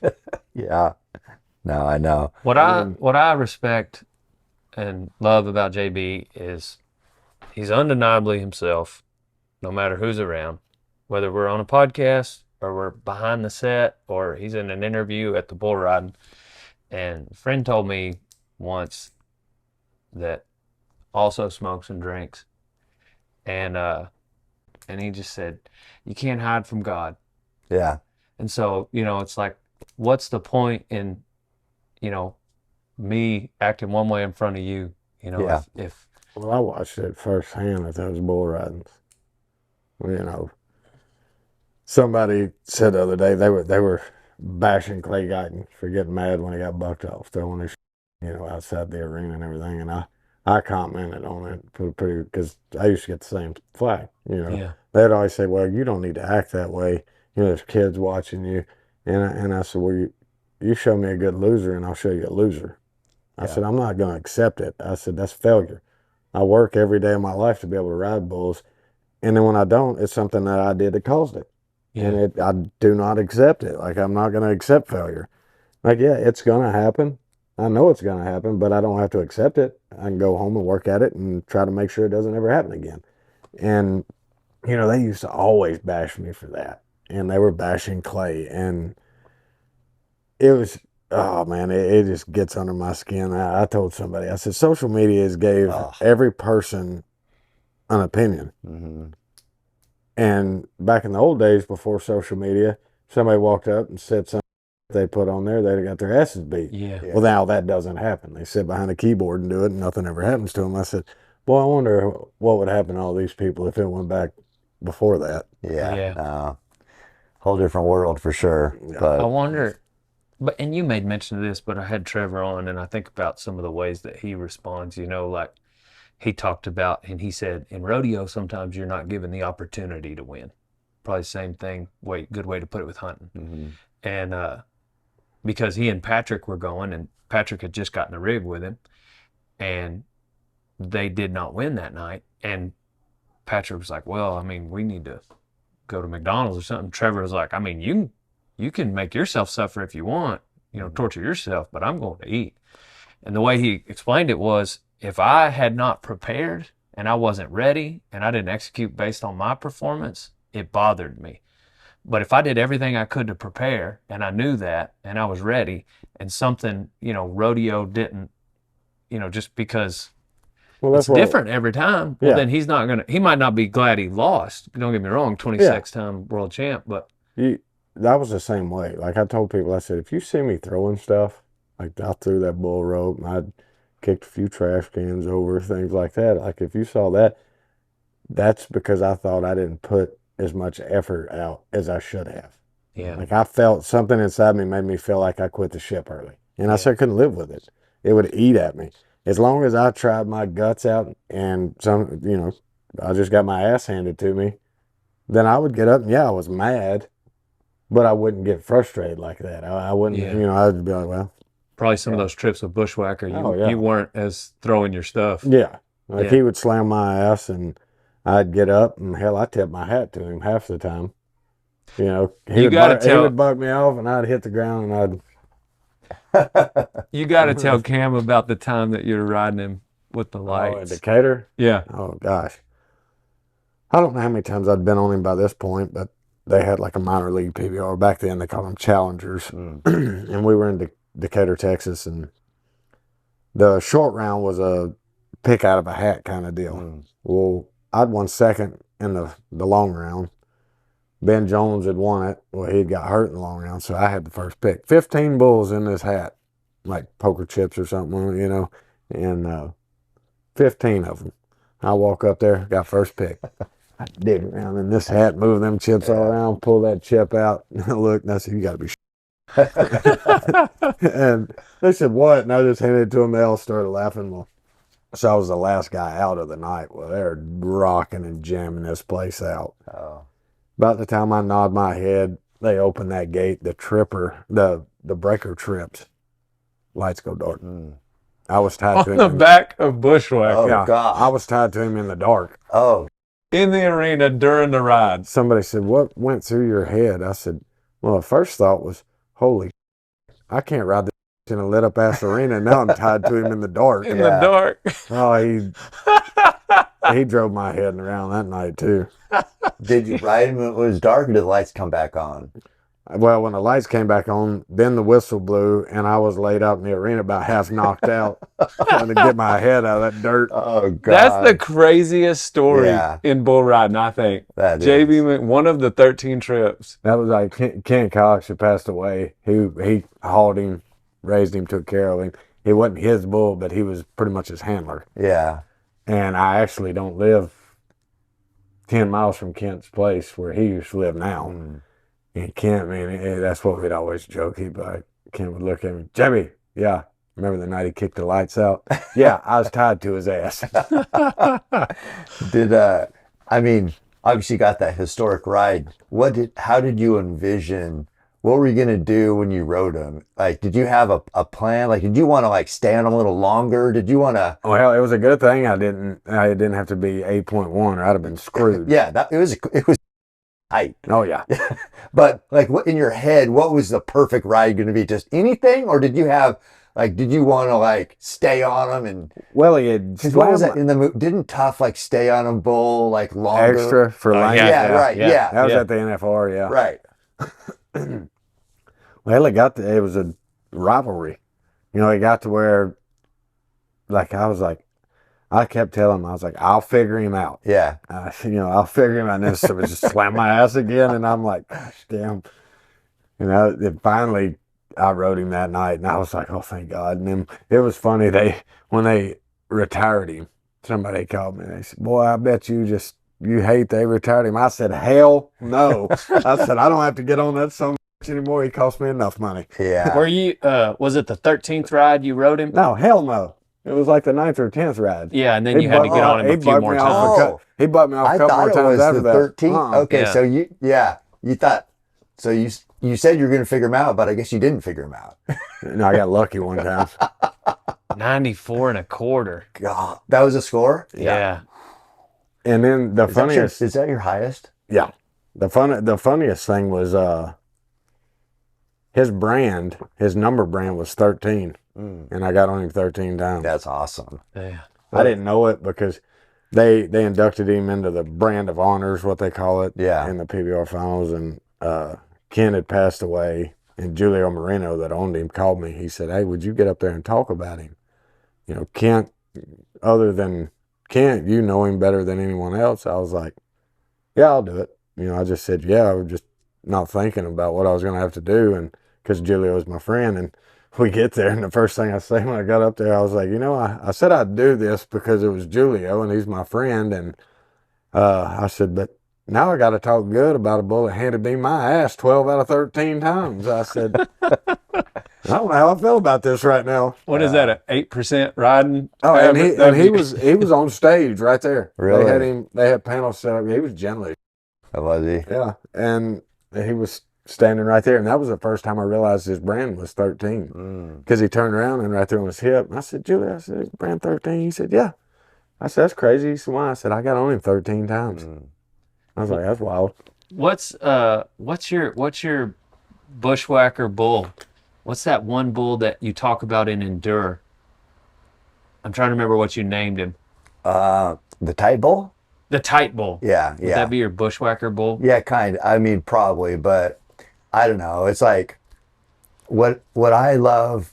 Here's like when you think of somebody who's undeniable. There's certain people that, like, I don't give a about soccer, but Ronaldo I know, and like I'll watch a documentary on Ronaldo. You know what I mean? Because he's like larger this life. You don't have to Tour de France. I don't care about bike riding. Lance Armstrong, right? I loved Lance Armstrong. So that's the same with you. I've never been on a bull. I've never rodeoed, but I've watched like all your documentaries. I know all these stories about Bushwhacker. I've seen the ride multiple times. And it's just like, I've never met you, but I know everything, not everything about you, but it's like, that's how you know somebody is truly undeniable. You don't have to be like in that realm to appreciate greatness. And that's what's like, Yeah, that's and what's so the incredible. one thing they all got in common is mental strength. Mm-hmm. Yeah. And that's what I've told plenty of them guys that come and ride bulls. I said, it's all above your shoulders. I said, yes, you have to be in shape. I said, the main thing with riding bulls is you have to have a strong core and good balance. I said, because if it was strength, I'd have never made it very far. Yeah. And I said, but above your shoulders means more than any of the rest of it. And I said, I'm no tougher than anyone else on this planet. I just told myself I was, and I believed it. Well, you know what you remind me of too, because my buddy Roy, we've talked about him a lot, but he didn't train like I trained. He was kind of a bigger guy, but just the toughest, the best in the mountains I've ever seen, and just believed. And so you see somebody like that would watch you and be like, well, JB, he smokes cigarettes and what he stands on a basketball. And it's like, he drinks and it's like, and what I would say to them is like, you're not JB. You're right. Yeah. He does do that. You're not him. That's what I've told every one of Yeah. them guys that come over there. I'm like, look, don't try to do it the way I did it. Mm-hmm. I'm not saying it was the correct way. I'm just saying that's what I did. Yeah. I said, but there's one thing that's in common. I said, you do have to be a tough son of a bitch. Right. Or you're not going to make it very far. Mm-hmm. And that's what I see now. Like they're getting more to the athletic side of things in the bull riding. They're they want to make them more athletes and not so much cowboys. Yeah. And I said, that's fine. I said, but you can't take all the cowboy out of it. Mm-hmm. I said, you still got to have that chip on your shoulder and walk around bowed up like you're a badass. You still have to have that or it's all gone. Right. And I watch now and I see a lot of guys, they get bucked off and I'm not saying it's good to get mad in the arena and throw stuff or kick stuff. I'm not saying it's good, but it's almost like they've learned to accept failure. Mm-hmm. Because I see them and they don't act any different. Right. Like, they're not even, like, you can tell in their facial expression. Yeah. It's like, oh, well. Yeah. I'm like, that's like getting in a fight, getting your ass whooped and being okay with Yes. Yeah. it. I've never met anybody that got their ass beat and thought it was okay. Yeah. It No. confuses me. And that's, I don't know if you could ever explain, like, somebody who's like iconic and great. I don't think you can ever explain to somebody else what it takes, yeah. because it's your whole life. It's every decision of your life, every little decision when you're a kid, everything, every trial and tribulation and tough lesson and doubts. And this guy said that, and you responded this way, and it made it. So there's no way you can explain it. I've had a lot of interviews. Oh, what's it? What made you such a great bull rider? And you can't pinpoint that in one question. And I always told him, I said, I didn't like working. Yeah. I have a hard time explaining it too. That's what I always said. I said, and then guys are like, what do I need to do? You got any advice? Don't let go. And they're like, really? That's all your advice? I'm like, don't let go. No way. There's no way you could like ever in an interview say what it takes. No. I said, man, I started getting on bulls, big bulls, when I was 13 years old, and that's all I've worked for every day since then. Yeah. Is riding big bulls. So do that, and it probably still won't be enough. Yeah. And like and a lot of people thought, well, it was just talent, God given, everything like that. And that's what I told somebody the other day. I said, everybody talks about, God given, God living. And I said, yeah, it is God given. Mm-hmm. The man upstairs gave me the ability to do this. I said, but what I did with it was on my shoulders. Yeah. I said, he's not going to give you, he'll give you the ability to do it, but what you do with it is on your shoulders. Right. I said, you still have to work at it. Yeah. And like he knows, because I mean, my family wasn't rich, and my dad told me, I think I was 14. He said, boy, if you're going to do this, you better get a job. So from the time I was 14 till now, everything came from riding bulls. And if I was broke, I had some job. I went and worked, and that made me ride even better. Yeah. Yeah. And that's another thing that I noticed, like kids don't have to do that. The parents have them set up. Mm-hmm. It's just, all Yeah. smiles, you know, and no, and like there was plenty of times I'd leave the house. My dad said, "How are you gonna get home?" I'd have barely enough money to pay my entry fees and get to the bull riding. And he's like, "Well, how are you gonna get home? When?" Yeah. So that edge, like if the kids are set up and they don't have to have that, I don't know, you had that edge. That's what I'm saying. It's Yeah. like all those little things that you had to go through in life made you who you are. Mm-hmm. So you start stripping away all these little challenges that we talk. Not even that's a big challenge. How am I getting home? But you take, and then the end result's going to be different Yeah. down the road. Yeah. It's Yeah. Well, that's why I've told Samantha. I said, you know, I'll help him and I'll have him set up with the things he needs. Yeah. Jagger. Yeah. But I said, I will tell you one thing. I said, when he gets old enough, I said, he's going to Yeah. work for everything he's got. I said, And still, he's going to have to want it himself. oh, yeah. You know, you can help him for sure. You can help him. You know, I helped my kids, and I told my son, I'm like, your gift is running. He's like, well, I hate running. I'm like, okay, well, I'm just saying what your gift is. So he didn't want to do it because I was like, told him that. Now finally he's back to it because that was what he's great at. But it's like I had everything set up and like, okay, this is what you're supposed to do. He didn't want to. Yeah. So it's like they still have to. They want it. They have Yeah. to. It can't be your idea. No, for That's sure. the same thing like him watching that Lane Frost Bull Talk. Mm-hmm. It's the same thing I tell him because I used to watch Lane Frost Bull Talk. And he'll come over there telling me, Yeah. well, Dad, I need a rope with this many finger right. And I'm like, I know, Jagger. Like I've told you this before. No, Lane Frost. Yeah. And I'm like, just because he says it on a DVD, not Dad. Yeah. And I get it, but you know, like that's what I've told Samantha. No matter what he does, I said he's gonna have to work for it. Yeah. Like when he gets to a certain age, I'm gonna be like, all right, here's your job. I think it's Andrew Carnegie said, like, it's good for a child to grow up in poverty. I think so. Yeah, it makes you hungrier. Yeah, that's with my kids because I grew up. You know, I just know how all I had to deal with growing up, and it sucked. And I'm like, well, my kids got everything. I'm home all the time. My dad wasn't around. Their mom's always doing everything for them. I'm like, these kids are gonna grow up to be. How do you keep? But well, yours aren't. They're Yeah, older than. but I had to like, I was so hard on them, you know, and that wasn't great either. But I'm like, no, life. If they're gonna do anything, they got to be tough. So Didn't you make them I run pushed with you? them. All the time. They hated it, but I'm like, I didn't care because I'm like, you guys have everything I ever wanted. So if you're gonna have an edge, I'm gonna have to put it on you. Yeah. Yeah. So That's the same, like him riding them calves, you know.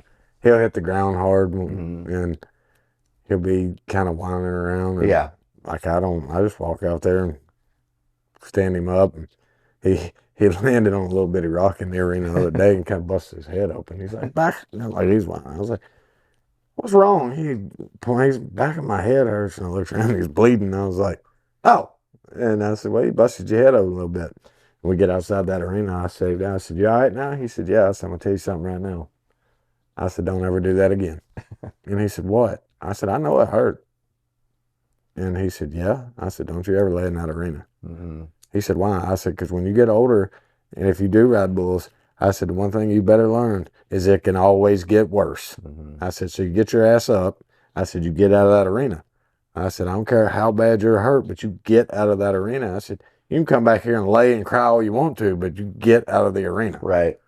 Yes, sir. Okay. Yeah. Yeah. And I give it to him. He's a pretty tough little egg. Yeah. But he's learned some good lessons. Oh, yeah. Definitely. Because you learned them and you're trying to pass them on. Yeah. Mm. Dang. I want to get you to sign my book. Yeah. I usually wrap up with life advice, and then maybe we'll shoot an intro to talk about the movie Yeah. to give them like a plug. Yeah. But I mean, you wrote a book, Undeniable, talking about. But whenever you finished it, what would be a way that you describe the lessons in this book in a sentence or two? Everybody who is undeniable has they just love what they do. It's, whatever it is, whether it's science, running, lifting, it's like that's all they care about. Mm-hmm. You know, if it's just like, if you think that, as we talked about a lot here, it's like, oh, man, it'd be cool to be a bull rider because you get a lot of attention, and it's, you know, it's everybody looks up to it, like, because you're tough. It's like, yeah, that's great, but do you love it? It's like all you think about. Mm-hmm. Those people in there, why they are outliers and why they're undeniable, it's all they cared about. Mm-hmm. So they did whatever it took to be the best at whatever they were doing, whatever it took. And you have to have that passion for it. Mm-hmm. Nobody can talk you into it. Nobody can say, here's what you need to do. You can get advice, but is it all you think about every day? And that's every person in there. That's their life. Yeah. They're obsessed with whatever it was. If you're not obsessed, you're probably not going to ever be undeniable. Well, that was more than 1 or 2 sentences, but Sorry. Good. Close enough. Close enough. What's your life advice? Don't let go. I like Touche. it. Yeah, I like it. I always Yeah. keep it pretty simple. Yeah. And if you're going to do something, you better do it with 110%. Mine is nobody remembers 85-point bull rides. That's true. I wonder where you heard that. What's it? Has somebody got higher than 94.5? Oh, yeah. Like, Really? yeah. That's bull. Yeah. Pussies. That's not. They loaded them. Yeah, they're Yeah. probably loaded. Uh, Yeah, that is one thing, you know, guys will throw rocks at sometimes. Is like if somebody is a lot of points, like with the Wright brothers, everybody Oh, calls it the blue, blue shirt, shirt bonus bonus. because they all these 4 Wright brothers, they all wear blue Oh. shirts, and so anytime they score, well, they're world champions, Mhm. and like they make great rides, but anytime they get a super high score, somebody says it's a blue shirt Oh. bonus. You know, just throwing rocks, like you're saying, just Yeah. keep on them for no reason. But well, that's the deal. Like the way they marked rides and things, and you But could nobody, tell. let me wrap that up. Nobody argues with that 94.25 on Bushwhacker. That was one that was just like undeniable. Yeah.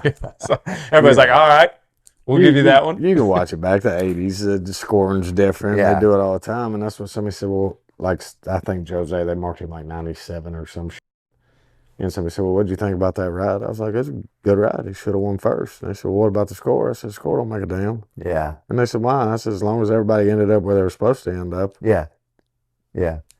Well, that, you know, there's a guy in there I talk about, Matthew Centrowitz, and he won the gold medal in the 1500 at the Rio Olympics. And U.S. runner hadn't won since like 1908, and he won the gold, but it was a slow race. So it was tactical. And last lap, he just ran perfect, won Olympic gold medal. People talk about him because he was slow. It's like, who gives what? Yeah. Does it? The time he lined up against best in the world in the Olympic final and beat them all. Exactly. What's the goal? Yeah. The goal wasn't to like do it fat, you know, like set a world record. It's like win the gold. So yeah, it doesn't. But anyway, people. Yeah. Oh, yeah. People are going to pick apart anything you do. Yep. Yeah, for sure. Especially when you win. Oh, yeah. For sure when you win. Mm-hmm. And the ones that do pick it apart will never be in this situation a day in their life. No, Yeah. they'll never have to worry about that part. They can just stand there and critique Us winners. 3. It's us 3. We know the bet. I mean, just being Yeah, experts in our crafts, we I can know. all speak for it. well said. Yeah. Thanks, guys, for coming on. Uh, Y'all check out Undeniable. Check out the movie Dream. Check out the Run Land Speeds. Yeah, all of it. Do they make you run faster? Yeah, jump higher. They're No, the they most run higher, comfortable- jump faster. run higher, jump faster. They're the most comfortable running shoe I've ever worn. And we're on to the next one, old son. Pow pow. Rock and roll denim is what Dale Brisby uses to spur his bucking bulls. I get the Reflex. Gives me the mobility I need to be the cowboy I am. So go to rockandrolldenim.com, old son. Rodeotime.com is the only website that should exist because it's the greatest apparel line that has ever existed. So go there now to get a t-shirt, a hoodie, a cap, a vest, whatever it is you need, go to rodeotime.com, old son.